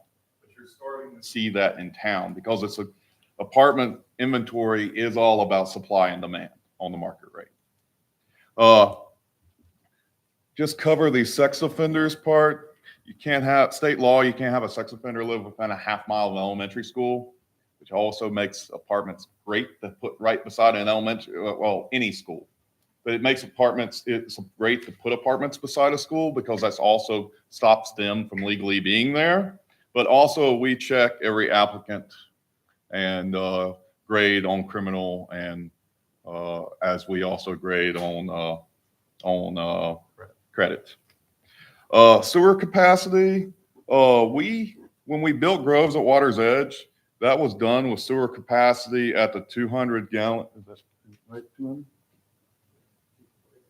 240, which is the old standard that the state then reduced. So there is additional capacity that we have not given up yet. So there is more sewer capacity for the town that is not there on paper, but it is there as we have opened up the Groves. Other than that, we're not going to, the 41 acres, the conservation easement. I'm not coming back here. What it was said 6 years ago is there. I mean, unless we're going to build a tunnel for a second entrance, it ain't going to happen. And conservation wise, I built a lot of walls in the past. I don't want to build a wall to try to open that mountain. So, I mean, it is what it is. That piece will not be touched. If you don't want a written conservation easement, I'm more than glad to have the town do that. We appreciate that. We'll take you up on that. But that's not that's with or without this thing, it's just not going to be touched. Right now, we're showing in our current plan, we're showing the existing house to remain and a 2-story with basement on the front of Plot Creek to keep everything 2 stories look on Plot Creek Road. That's what we think the town looks at. The floodplain is not currently being touched except for an open an open bottom culvert. So basically a half ring that comes up over the flood is the only impact on the stream or any of the floodplain in our current plan. Everything's subject to the town. And then the other thing that we're going back with is, I can say in our current plan is our buildings are much smaller. We don't have the 30-unit buildings as we're moving further out. Our current plan shows the maximum size building is 18 units compared to the 30s and the 24s. And we did have a 12 and an 18. So it would match that similar size, the size of the small buildings at Palisades, not the large buildings at Palisades. Other questions? Since you brought up rent, it was looking on apartments.com, I think, and they were showing one of your one bedroom. Well, the range, I'm assuming you have 1, 2, and 3 bedroom apartments, and the low end was $1,475, and the high end was $2,250. Is that accurate or generally? Okay, so on apartments.com, it goes from the low end from the number all the way to the high end on like a 3-month lease all the way. Now, in Waynesville, everybody wants the first floor. So what we have done in the last 6 weeks is we've jacked up the first floor and then came down the second and third floor to increase occupancy in the second and third floors and not have everybody choose a first floor unit. But that is what you're seeing. I don't see it on Plot Creek right now, but I got to double check with my district. Is they were running a half month free, but they're sitting at 80, 86 or 84 right now. So they'll have to, what we're trying to do is fill up Groves without emptying out Palisades. The general thought is Groves is going, in the apartment, Groves is going to be most coveted right now because it's brand new. But long term, Palisades, I'm still going to argue, is the best apartment complex. You're not going to have 4.8, 4.9 units an acre in any town. The views are much better. And, so long term, Palisades is still going to be that. And so right now, Grove's rents are slightly higher than Palisades, but if we change them, we're trying to change it without emptying Palisades. Sure. But long term, a year, 2 years out, I think Palisades is still the much better product. It's just the location has been there. The gated community does help. It's a different feel. Groves is a typical apartment complex. Went through Mountain Creek today, typical apartment complex. Plot Creek doesn't feel like that. The nature trail extending where you can walk by the creek, the phase 2 extension going into that to create a long corridor of walking. You don't get that in other complexes. Any other questions? All right. Anything else from the applicant? And anything else from the public? Anybody else like to speak? The question before us is just rezoning of this piece. Not the zoning of this piece of property. If there are no other public comments, I'll make a motion to close public comment. Can I get a second? Second. You mean the public hearing? Here. Public hearing. Yeah. Public hearing, sorry. Public Hearing. Thank you. Anthony made a motion, John made a second. All in favor, say aye. Aye. The public hearing is closed. Any comments? Anybody want to make a motion? It seems logical to zone it the same thing. This is next to it. I'll make a motion to find that the map amendment requested for property pin 8605328929 is consistent with the 2035 comprehensive plan and that it's reasonable in the public interest, and that it continues to promote smart growth principles and land use planning and zoning, encourages infill, mixed use and context sensitive development, and promotes conservation designed to preserve important natural resources. Can I get a second? Second. Anthony made the motion and Julia seconded. All in favor? Aye. Aye. Opposed? No. 3-1 there. I'll make a motion to adopt the map amendment in the attached ordinance as presented in that it creates a range of housing opportunity and choices, promotes a diverse housing stock, including market rate workforce housing that appeals to a variety of households. Second. All in favor, say aye. Aye. That was Anthony and Julia seconded the motion. Opposed? No. Thank you, John. I appreciate the comments and the discussion today.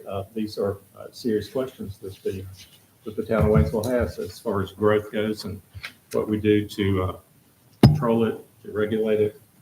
And so I appreciate the discussion. We've been here an hour and a half. I'm going to let us take a 5-minute break right now.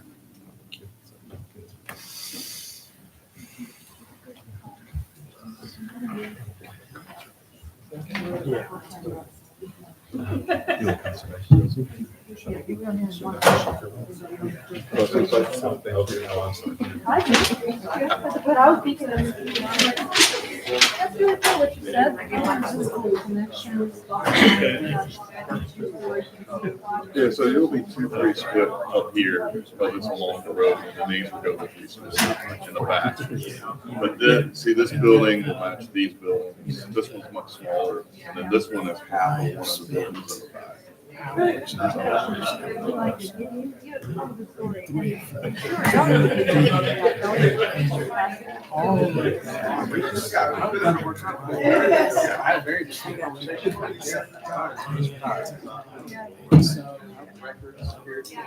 This is just one collection.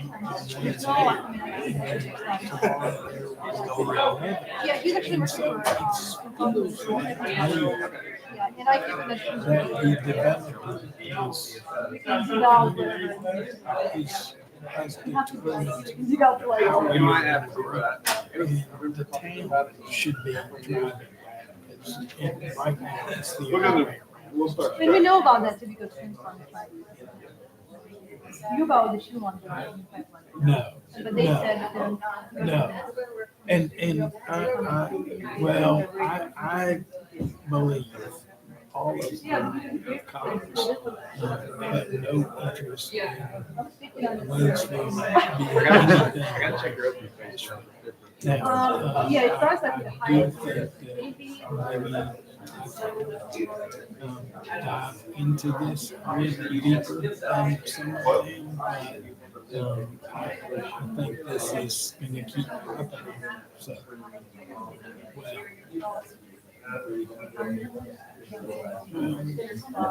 well, thank you. Thank you. Thank you.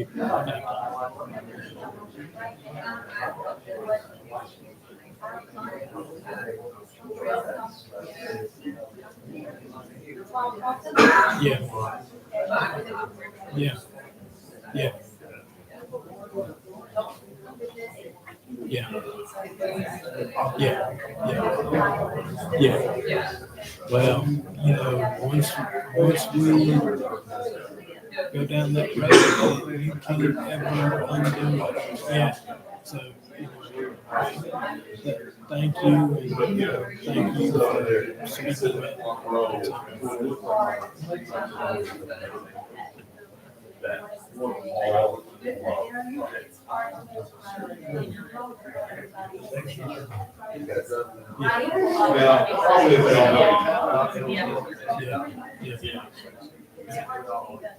Well, I find myself at that regularly, unfortunately. Well, thank you. Thank you. Appreciate it. You as well. Hey there.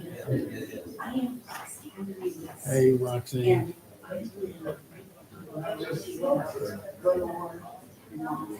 Yeah. Oh, yeah. Yeah.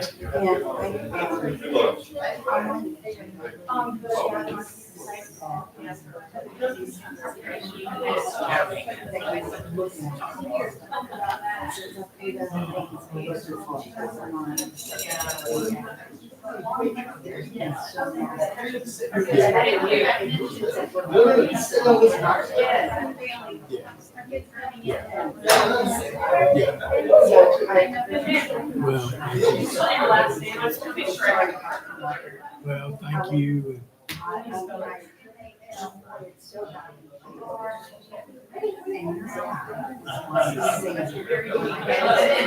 Yeah. How long have you lived? Thank you so much. I appreciate it. Yeah.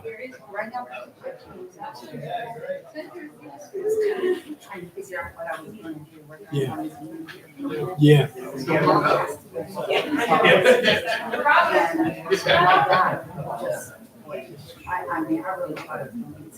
Yeah. Yeah. Yes. My computer decided to restart. Okay, just like. Okay,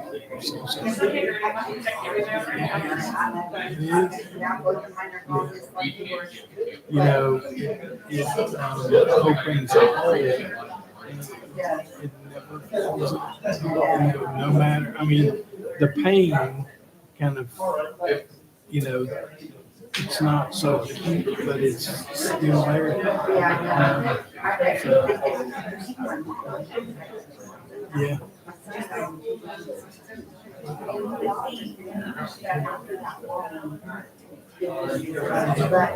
But I said to somebody one time.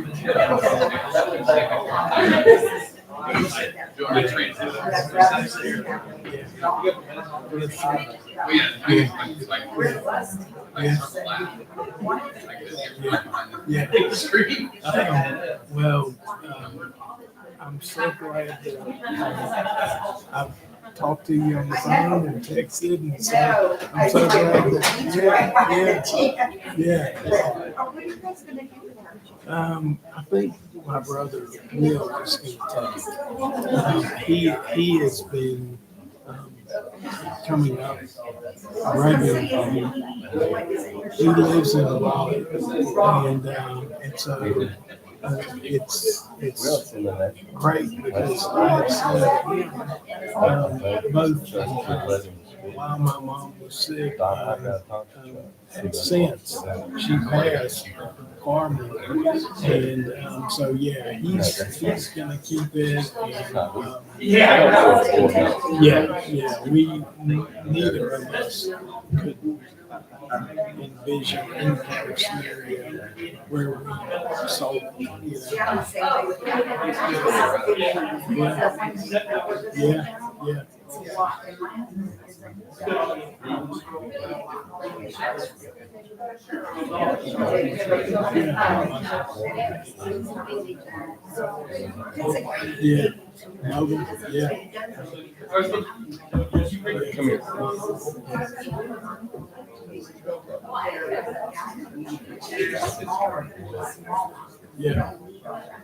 Yeah. Wow. Yeah. This was 10 years ago. Yeah. So. Yeah. Thanks, Roxanne.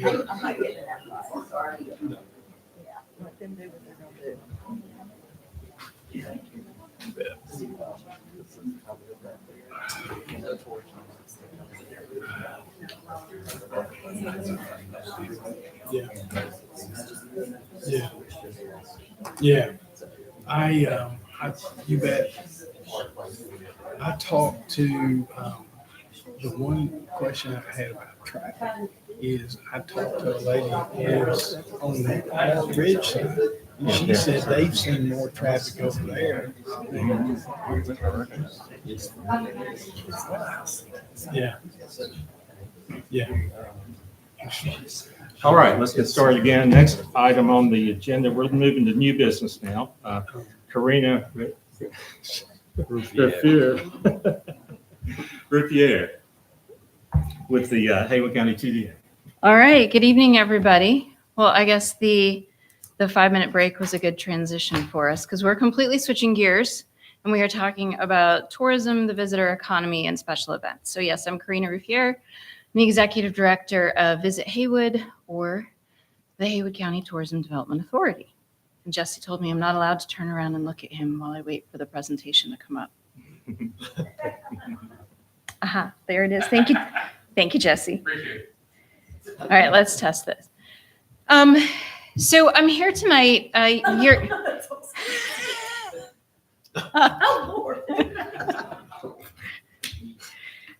We have attention grabbing photos.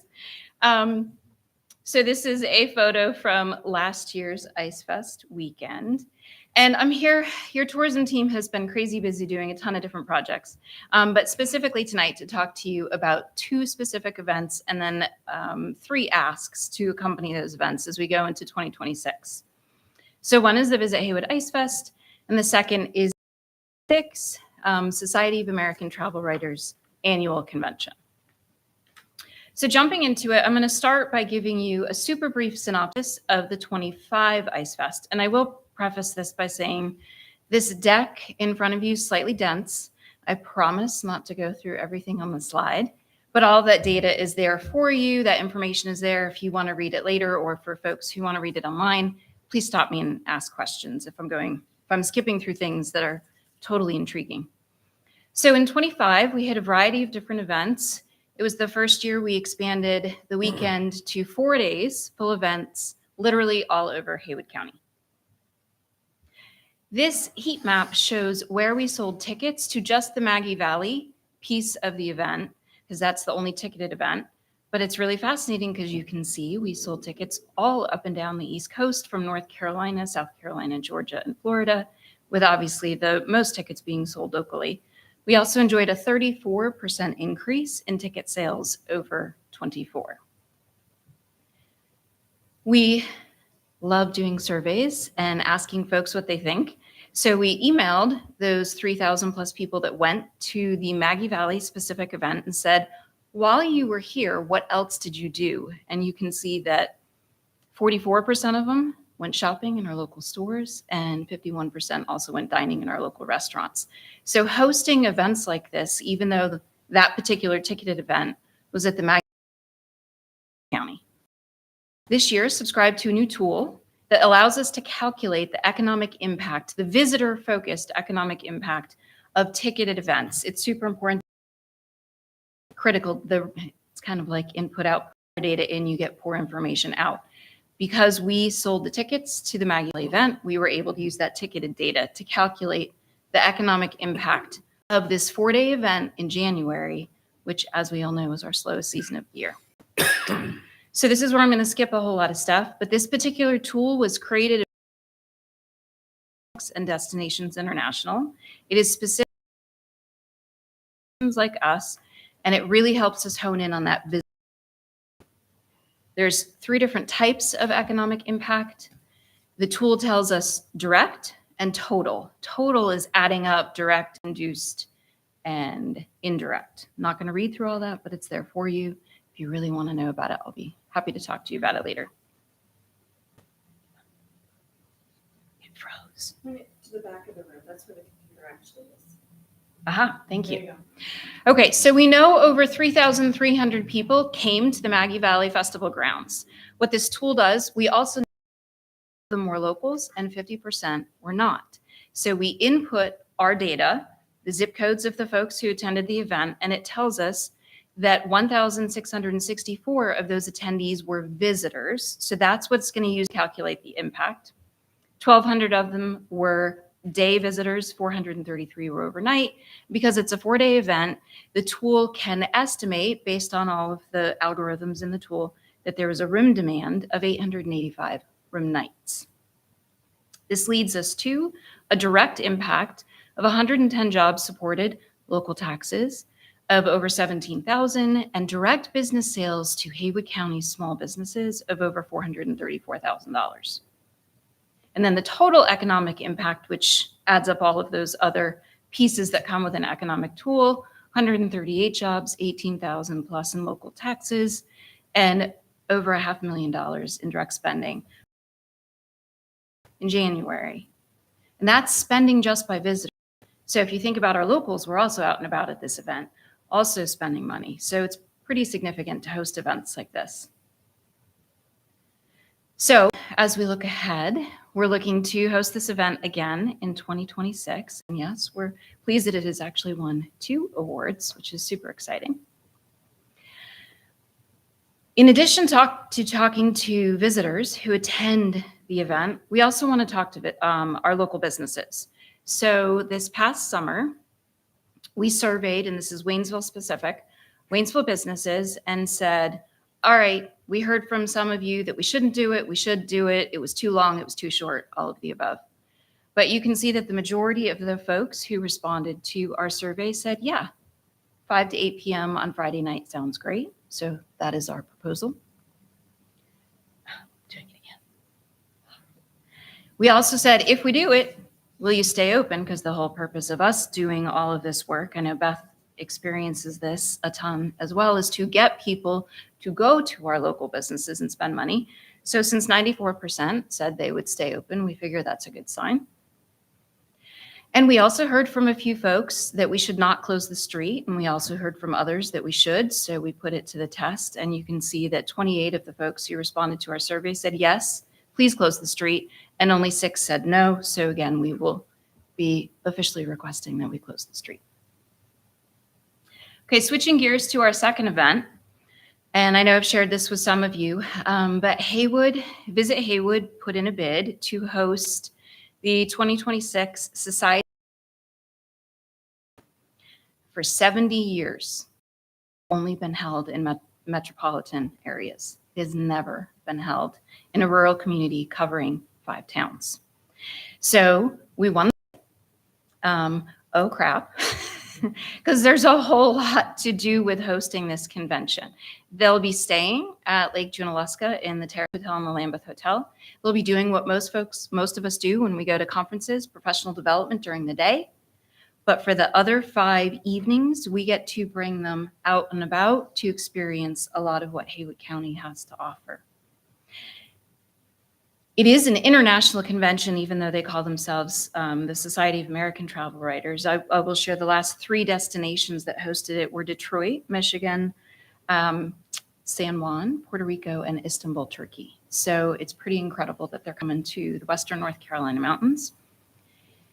We will be visited by journalists, by travel writers, by professional photographers, by editors. When I was in Detroit, where we got to go announce that we were the next destination, I spoke with the editor from afar and Travel and Leisure. This is an incredible opportunity to show off firsthand Haywood County, our small businesses, our makers, our musicians, our people, our locals, our unique stories. So we're super excited that we're doing this. The payoff, I could probably talk about this for hours. I promise I won't. The one I will say is all of the work we do to tell the story of Haywood County. There's a variety of different ways we do it. Placing ads is one. Hosting a website is another. Social media is another. They all have their place. But having a third-party person tell your story through their own eyes is huge value. And I spoke to several of my peers. Like to host for this convention, specifically for downtown Waynesville, is a dine around on Tuesday, October 6th. Yes, we're planning in advance because we have to start selling the convention tickets. We're envisioning this as a modified Art After Dark the street. We'd like to showcase businesses. We'll encourage all of them to stay open so that those journalists can walk in. We'd like to activate the street with tables, chairs, musicians, Haywood County makers. During those 4 hours, the attendees will have dinner, so they will choose which restaurant they want to go to in downtown Waynesville, but then the rest of the time, they'll experience this dine around. And of course, it will be open to visitors, residents as well, which will hopefully make the street, the event, exciting. As part of all of these things, we are also a district. So again, we went back to the businesses to do our due diligence with surveys, and 52 businesses that are within the Main Street District respond to a particular survey. I can't read the data, but I'll say 49 of them said yes, we support the social district, and only 3 said they do not. So clearly there's very strong support from within the district to give this a try. Breaking that down a little bit more detailed, actually serve those beverages in cups. 13 yes, they'd like to participate, and 2 said they would not. And of the non-ABC businesses, 36 said yes, and only 1 said no. So again, we have support for all of the above. This is where we get into the fun legal stuff. The state of North Carolina allows any town or county to adopt a social district if you choose and if you follow all sorts of rules. So 1, you have to write and adopt an ordinance that was written and sent out to you. A management and maintenance plan, which is included in the ordinance, was also sent out to you. We'll have to post that on the town's website if it's approved. Once that's done, we have to talk to ABC and let them know that this is done. We have to create a logo and a map. So we'll do the map first. So our proposed social district, again, this is temporary. This is only for 2 days that we're asking for at the moment. Goes from Town Hall to the Scotsman to Axonall. I do it by businesses, not by street names. To Sost, down to Wall Street, and Blue Ridge Beer Hub, and back up. Any questions on that map? That includes the back portions as well, right? Yes. So you could go down the alley to say Funky Fern or the Modern Deer with a beverage, come back up the alley. Absolutely. So Karina, no frog level at this point. No, we kept this district pretty small for this pilot program. I think if we do the pilot program and it works, then I think there'd be a great opportunity to talk about expanding it. The state does require a special logo for our specific district. So this one was designed by pulling the beautiful metalwork from the arch. That's the dogwood flower that's on the arch, and it says Social District, Waynesville, North Carolina. And then there's all sorts of rules around the cups. What we are proposing for these 2 specific days that we're asking for is that the Haywood TDA will buy the cups and provide them to the ABC businesses, which would cover the all of the bullets except for the first one. So we'll print it with the logo. We'll make sure it has the drink responsibly B21. We'll make sure it's not glass, and it can't be more than 6. Required to buy their own sticker with their logo. We'll have to buy a sticker that says the Scotsman. Somebody buys a beverage, they put it on the cup. This is what the cups may look like. And then the North Carolina law that let people know they've come to the edge of the district and they have to either turn around or dispose of their beverage. And this is the sign. It is very busy, and that is required. So all of the content that's on there is absolutely required. That QR code is temporary. The QR code would need to go to the page on the Town of Wayne, so we can, that's an easy fix. This is, it is completely opt-in. So any business in the district can choose to participate or not to participate to whatever level they want to. We provide all of these signs.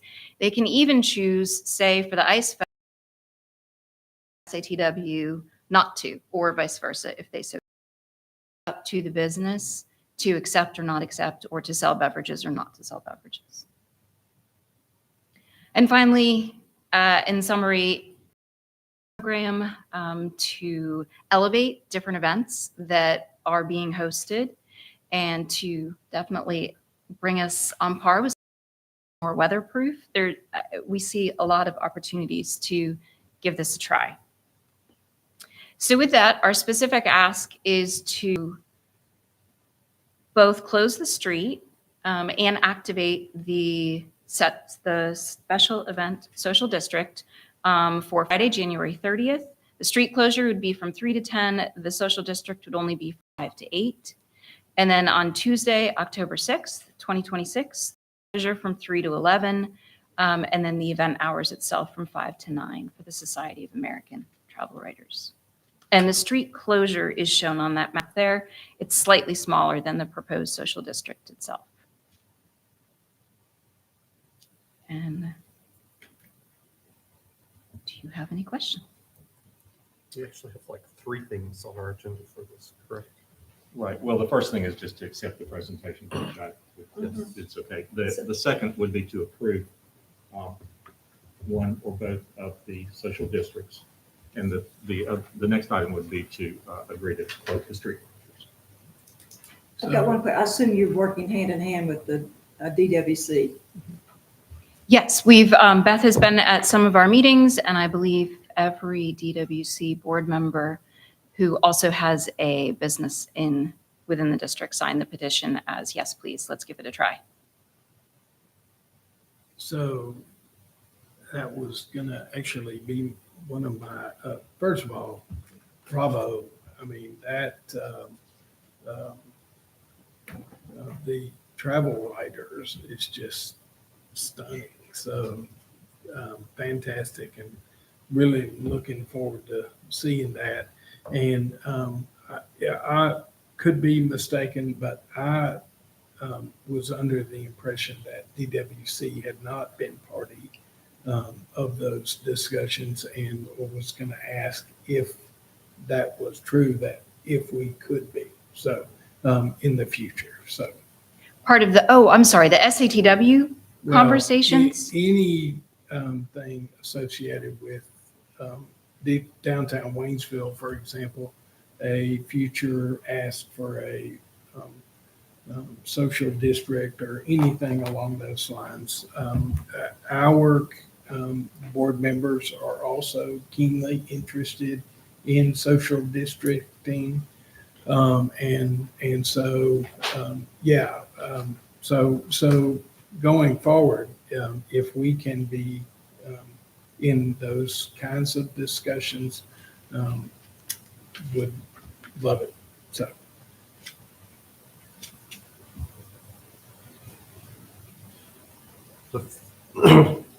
The first one would be January the 30th, 2026. So in 2 months. Would be good. I shouldn't have to a lot to get done in 2 months. Any other questions?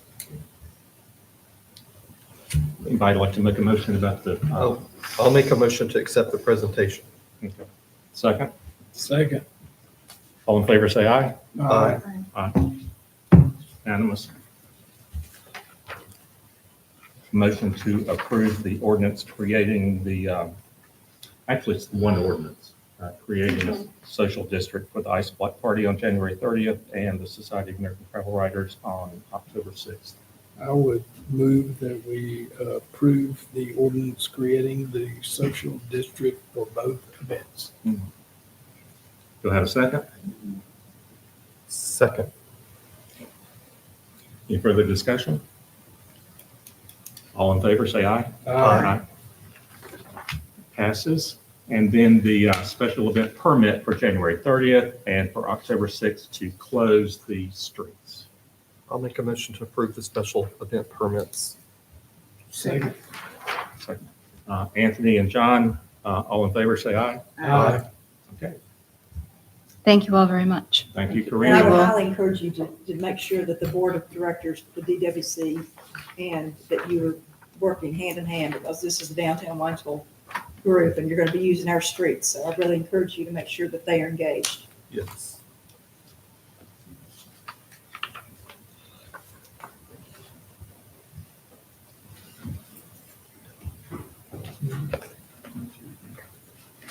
Oh, I'm sorry, but I'm in charge here. Stu.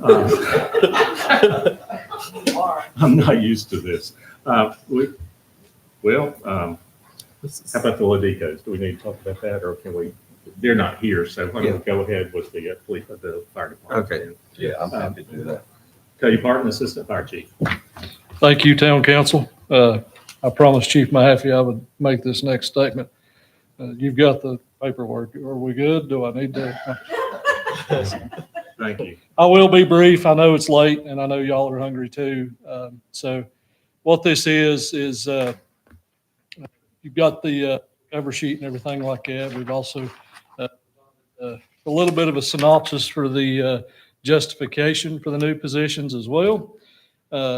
Also give you a little bit of information about incident overlap, and I'm going to show you that. Provided you the pay scale, the job description, and all that good stuff. So what we're looking at right now, we have 4 shifts, 24/72 schedule, and that's the layout currently with one supervisory position on each of the 4 shifts. Current chain of command, of course, starts with Chief Mahaffey, then myself, and goes to that shift captain, and then that senior engineer in the event of vacation, absence, multiple calls, or anything along those lines. So obviously the proposed request there, just improving the overall operational efficiency, enhancing safety, providing that critical layer of supervision that's between the company officers and our line personnel. The addition will also help promote leadership development for the rest of our staff, just general accountability among the ranks, maintaining that manageable span of control. Of course, when that number of personnel reporting to one direct supervisor exceeds that acceptable range, which we look at it as the acceptable range is 3 to 7 with 5 optimal reporting to one supervisor.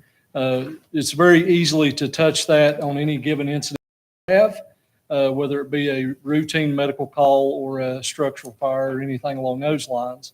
And of course, I didn't mention. We're wanting to get those folks for the work that they've been doing for years now. This is something that has been in talks for probably 6 years at least, interdepartmentally anyways, and then of course been working with human resources and finance for probably the last 3 years, and then very intently here the last year, year and a half. So with the request, the proposed, of course, would change just a little bit with our shift captain. Then directly under them would be the proposed shift lieutenants. Of course, that chain of command would change with the addition as well. And the fact that we're not slowing down is the overall thing there. You can see the total incident summary. Our current reporting software, First View, we just transitioned it into late 2021. So I've just got the 2022 data to present, the most currently available. Showed you the current year status for 2025. And then, of course, what the projected is with our call volume and everything like that, what we're looking at. Incident overlap is another big key indicator for this, not only for staffing, of course, but also for actual moving units on the ground. Moving units being fire trucks staffed fully. Anything over a 10% incident overlap is nationally is what that threshold is to adding an additional unit. And you can see from 2022 to date, we are well over that 10% by threefold. So, that in itself is what really gets us where we're having to work so autonomously between Station 1 and Station 2. We need that additional supervisory level. Of course, we're not adding any additional personnel. We're just reclassifying 4 of our current engineers, in which we have 3 on each of the 4 shifts. So I'm happy to answer any questions that you've got. Can you, Jesse, put that back up, please? That's astounding, the overlap. And so do I understand, obviously the farthest thing from a firefighter you could get. So help me understand that in non-firefighter terms. So incident overlap is a call, so we have an incident, and then another incident occurs that we are responding to before the first unit can clear that scene. Yes. And I could break it on down even further, and I don't have it with me, but so we not only look at the incident overlap, we call it a double tap is what we call it. We're getting hit twice. That happens 2 times a day, 3 times a day. But we've gotten so accustomed to that, like that's not even a concern anymore. We're looking at the 3 calls back to back, the 4 calls back to back, sometimes 5 calls back to back. We experienced that a couple weeks ago. In the middle of the week, it was a Wednesday, which is historically not one of our busier days, call volume wise. We had 5 calls simultaneously within an hour and a half to where we couldn't effectively clear one call to go to the next. The 4th call in that row that day just happened to be a working structure fire with a trapped occupant, in which both engines were on the other side of town. So the travel time at 3:15 in the afternoon was very eventful in order to try to get there to save that person's life. Of course, they are okay and everything like that. So good ending there, but So that's what that average, attributes that to. happens once every week and a half. Yeah. That they don't have enough. So how do you fix that? So we're addressing that currently. I myself will go and answer a call if I'm capable of doing so. If I'm not in a meeting or whatever, even if I am in a meeting, if we're on our 3rd or 4th call, then that's no excuse for me to not get up and go help someone. Chief Mahaffey will do the same thing. Our fire marshal does the same thing. If something happens and that's not a possibility, if it's a weekend or something like that, we're relying upon neighboring departments in order to try to come in and help us answer those calls. So from the town's perspective, where I'm going with this is, do you need more staff? That's an easy answer, sir, and that's yes. You need 4 more, if I can recall. I could throw a lot larger number out there, I know, but I'm also a very realistic person. But I will always ask for the number of 42. We gave you 4 anticipation of 4 more. Yep. Yeah, I would like to, not to steal Chief Park's thunder, just can you put that slide back up again? If you look, there was a dip, and what that was when you did give us those extra folks and those, the part-time, we were able to split folks off the bigger trucks, put them on smaller trucks when we were having those things. So we initially did see some progress because of what you just accomplished. However, now it's just catching back up, and a lot of that happens because of when those calls occur stacked up like that. But what you did helping us did help that issue. Yep. You can see that is that marked decline. So Thank you for mentioning that, Chief. He's 100% correct. So- but I wanted to point that out, that what you did make an effect on that and helped us. So it'd have been June of 2024, I think, or July when we added those others. Going back even farther than Yeah. that, when you gave us that additional fund for the part-timers. Yeah. We were able to split some crews. That's not an ideal situation, but if we can send a couple guys in a smaller vehicle on something that's routine, that leaves somebody back with the engine that can get that going quicker. So we have a little bit more flexibility. Again, it's not ideal, but it's helping us address that overlap. And so you and I talked, you have 23 full-time personnel, and Mr. Parker here said a big number above that. So we as a council need to be thinking come budget, because, I mean, when you say 10% and we 3 times that at minimum, just trending towards, 4 times. So, well, you guys are the bomb, and I've said it lots, but we are blessed to have y'all looking over us. Thank you. I'll never forget the story when I came talk to you during one of your professional developments, and y'all told me stories about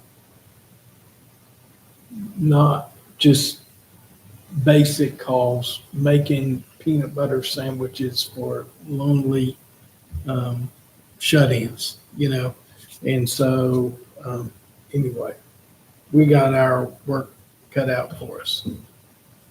Anyone else? Motion? I'd like- Go for it, Jordan. Okay, I'd like to approve that the fire department reclassification request. Second. Second by Anthony. The motion was by Julia. All in favor? Aye. Aye. Thank you all. Passes. Now, you want to go back to item 12 here? Yes, sir. Thank you. Michael and Mary Ladico installed a solar system on their roof before we actually adopted the current solar rate schedule that we have. They were placed on the old schedule, which is a flat rate of $43.50 per month, with them only, any of those people only paying 6.8 cents per kW. Our current rate for a regular residential customer is over 12 cents. So under the old system, there was a flat rate, which was roughly half of the retail rate. Our new system, which is called a net system, allows you, if you produce more solar power than you need, the meter actually works in reverse and lets the city know that you sold power back. That rate is about 11.8 cents. The current rate for retail is 0.0125 cents higher than that. The Ladicos believe that they should have been placed on the new rate schedule the moment it was adopted. I sent a letter out to all of the customers at the time saying, if you want the new rate, you need to come in and apply for it, because it is a contract. The city can't change a person's contract itself. They have to make an affirmative effort at doing so.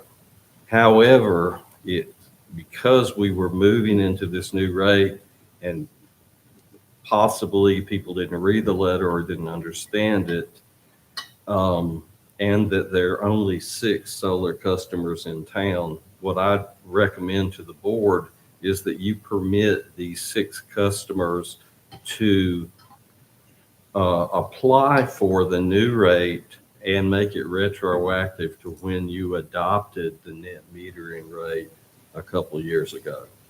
This will not have a huge impact. I can't discuss individual utility bills, as you know, by state law, but given that it is not consequential monetarily and that it only involves 6 customers, I recommend that you make a motion to permit those 6 customers to apply for the new rate retroactive to when that rate was adopted. I am totally in favor I of agree, that. it's totally So reasonable. I would like to move that we permit the 6 solar customers to apply for the new solar rate schedule retroactive to the installation of their solar system. Second. All right. Motion by John, second by Julia. All in favor, say aye. Aye. Done. And we'll send a new letter to everyone offering. They still have to make an affirmative move. The Ladicos have already done so. Okay. They have to physically come in and change their account. Oh, Okay. Item 14. thank you, Mr. Mayor. Mr. Michael Robinson, who is outside right there. He's been waiting. He's been here a long time. He has. Bless you. Sorry about that. Is the owner of 86 Magellan Drive. He is in the city limits, and he requests the board that you support his request of the General Assembly to de-annex him. As you know, while there is a statute that permits the town to annex property, as you did earlier tonight, there is no state statute that allows a city to de-annex a property. Therefore, it has to be a local bill submitted by the local representative of the jurisdiction for the General Assembly. I'm suggest maybe that you listen to Mr. Robinson and, Overlay of the. Thank you all. Perfect. I'm ready to go home. I'm sure all of you are too. Yes. I spoke with Mark Pless about 2 or 3 weeks ago, and he's the one that suggested I approach you and ask for a letter to be written to him and Kevin Corbin that they would move forward with a bill to be de-annexed. Now, I understand you may not want to set a precedent for people leaving town, and I can certainly understand that, but I believe my situation is unique. If you can look up on the map there, you see that little spot right in the middle there? Okay, that's me. And everybody around me is county. I'm the only person in town. I am 2 miles away from town limits. And I've been told that I have an advantage, that I get a discounted rate on my water and sewage. Well, that's proven not necessarily to be so. My neighbors right next to me get the exact same rate I do. So I'm hoping with my unique situation that you will write the letter to our 2 legislators and help me out here, because I don't see much advantage to me. If I may digress just real quick, I wasn't going to tell this story, but it's a good one. Okay. I have called Waynesville Public Works to help me with a pothole on the street at the very bottom of my mountain. My driveway ends, town begins, it's a pothole. I mentioned it, that I was town and that I could ask for the pothole to be filled. Ready for what I was told? Yeah, you're town up there, but not down here. So again, please help me out with the advantages. I tried to do some research on this to see when it was actually put in the town limits. There was never a request from him to be in town limits. I couldn't find any record whatsoever. I spoke with Ms. Teague. I think I can help you with that. Oh, good. Okay, 1991. How did it happen? Okay, my house was the very first one built up there. So you ran water and sewage lines up there. Later on, my neighbors moved in. All you did was break off my line and supply them. They didn't get put into the city. But they should be getting outside water and sewer rates. They're about to, as I understand it from Ms. Teague. When they discover, I'm going to have great neighbors now, they're going to love me. Their rate's getting ready to go up. I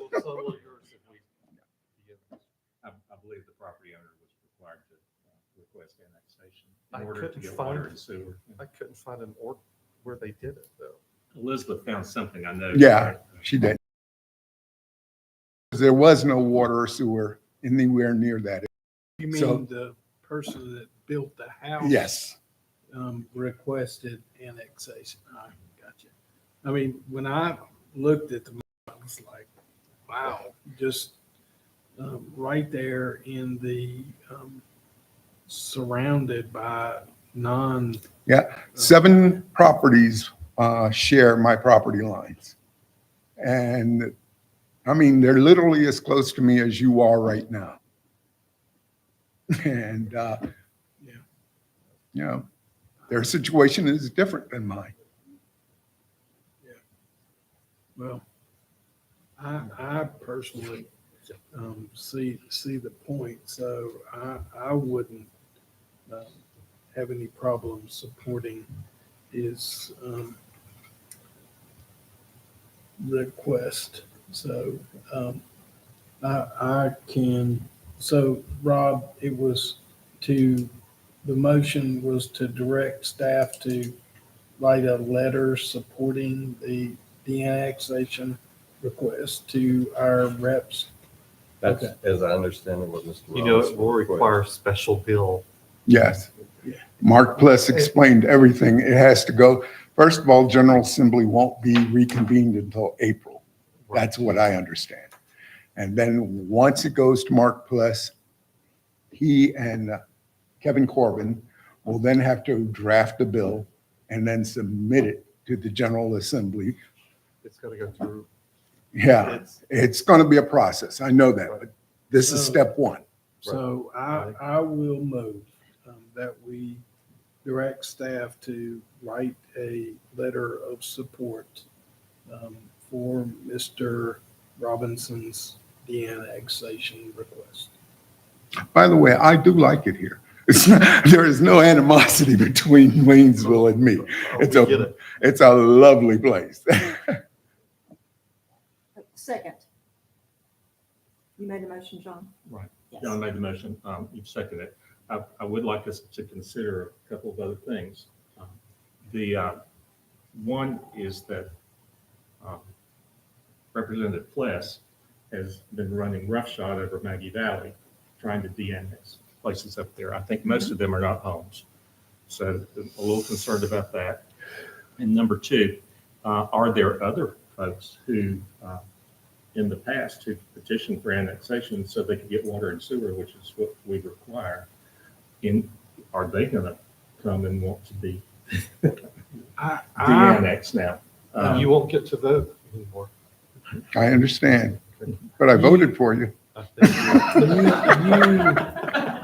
You are right, Chuck, except. I'm just asking, we Sure. try to, if we could distinguish this Yeah, I from some of the think others. Yeah. his particular case is somewhat unique in that he's on an island, and so that's what, when I first started reading it, I had all the same concerns you did.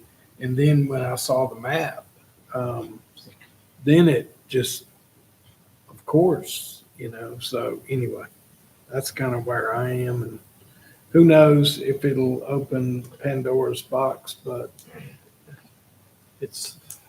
I certainly hope not. The other thing is that we're certainly not required to, we're not going to cut you off of water and sewer, but we're certainly not required to service out-of-town residents with water and sewer. Do you get trash pickup now? I was offered trash pickup. I'm not going to tell you differently. However, I am a 1/4 mile and 2,000-foot elevation, and it's just as easy for me to put my garbage bags in the truck and drive them to the disposal site and carry a barrel down the hill. All right, any other discussion? Yes, sir. Okay, all in favor of the motion, signify by saying aye. Aye. Aye. Thank you very much. Get my information and I'll help you with the state. All right, I'm sorry, one more time. I'll give you my information. So I can help you with the state level. All right, the next item on the agenda is Rob Heights, contract with Davis Engineering. Thank you, Mr. Mayor. Lewis Davis has been serving as one of the town's electric engineers for 11 years. He's performed both engineering and electric rate-related duties. While he was an employee at Carolina Power and Light, he specialized in negotiating wholesale power contracts between CP&L and their distributors. After leaving CP&L, he began consulting and rate negotiations with municipalities. He negotiated our current contract with Santee Cooper. While he's been negotiating a new wholesale contract with the town, he's done so without a contract. The contract that's before you has the same hourly rate as he charged in 2014 when he did this for us before, $165 an hour, which is about the standard rate for senior engineers. He is a contractor for UTEC. What I request that you do is that you adopt this contract for Lewis so that he can continue his negotiations for our wholesale contract, which is up in January. Any questions or comments? Yes, sir. Would someone like to make a motion? I move that we approve the service contract with Davis Engineering and Consultants, PLLC. Second. Have a motion by John, second by Julia. All in favor, say aye. Aye. All right, we've approved the contract. Managers report. Luke and I are finishing up the specifications for the Vance Street Ballpark and the new ballpark over at Rec Park. We should have those specs out this week for a opening date. We're hoping in the early 9th of December, so we could bring those bids to you the night of the 9th of December. We're still waiting on the specifications and plans from CDC for the dog park. That's it. Town attorney? At this late hour, you know better, right? Yeah, I'll just call you tomorrow. Sounds good. Julia, anything? Just, we've got the Christmas parade coming up. We need to decide what we're doing. We walking, we riding, what we doing? I think one of you needs to dress up like the Sasquatch. If there's an outfit, I'll wear it. Or no, Anthony will. If somebody gets it, I'll wear it. I don't blame. That's gonna be before our next meeting, so we need to, Plaque. we need to just. I'm assuming the town will get us a vehicle and that whoever wants to drive can, I whoever think, wants to walk can. Dr. Hamlet had proposed that we all be together at some point. Weird. Uh, You talking about that- Canton? Yes. Oh, Oh, okay. Yeah, anyway, we can discuss that later. If you could help the staff by letting us know what you decide. Are we gonna we walk need around? a car. Provide you with, well, I have to have a car. Yeah. Right. I mean, certainly we'll have a car. It'll probably be the Traverse Car, unless you would stretch. like something else. A A flatbed, stretch I don't care, limousine. If something. you want to stretch them out, we Give can me make some that dump happen. truck. Well, Yeah. we can make Fire that truck. happen. Well, the fire Anthony and truck's I've in walked front of us. before. and Yeah, I'd I'll walk. Certainly like to do that again. Yeah.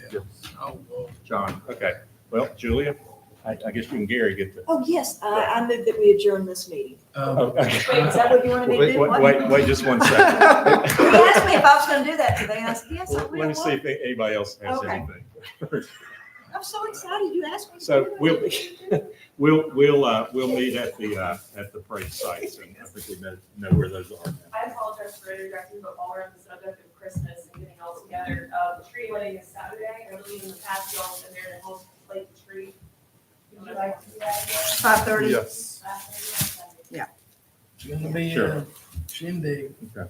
Yeah. Unfortunately, I can't make it. And the Yeah, next then there meeting won't will it'll be just the a big, organizational not a meeting. meeting. So- Anthony, anything from communication from the board members? I have one thing. John?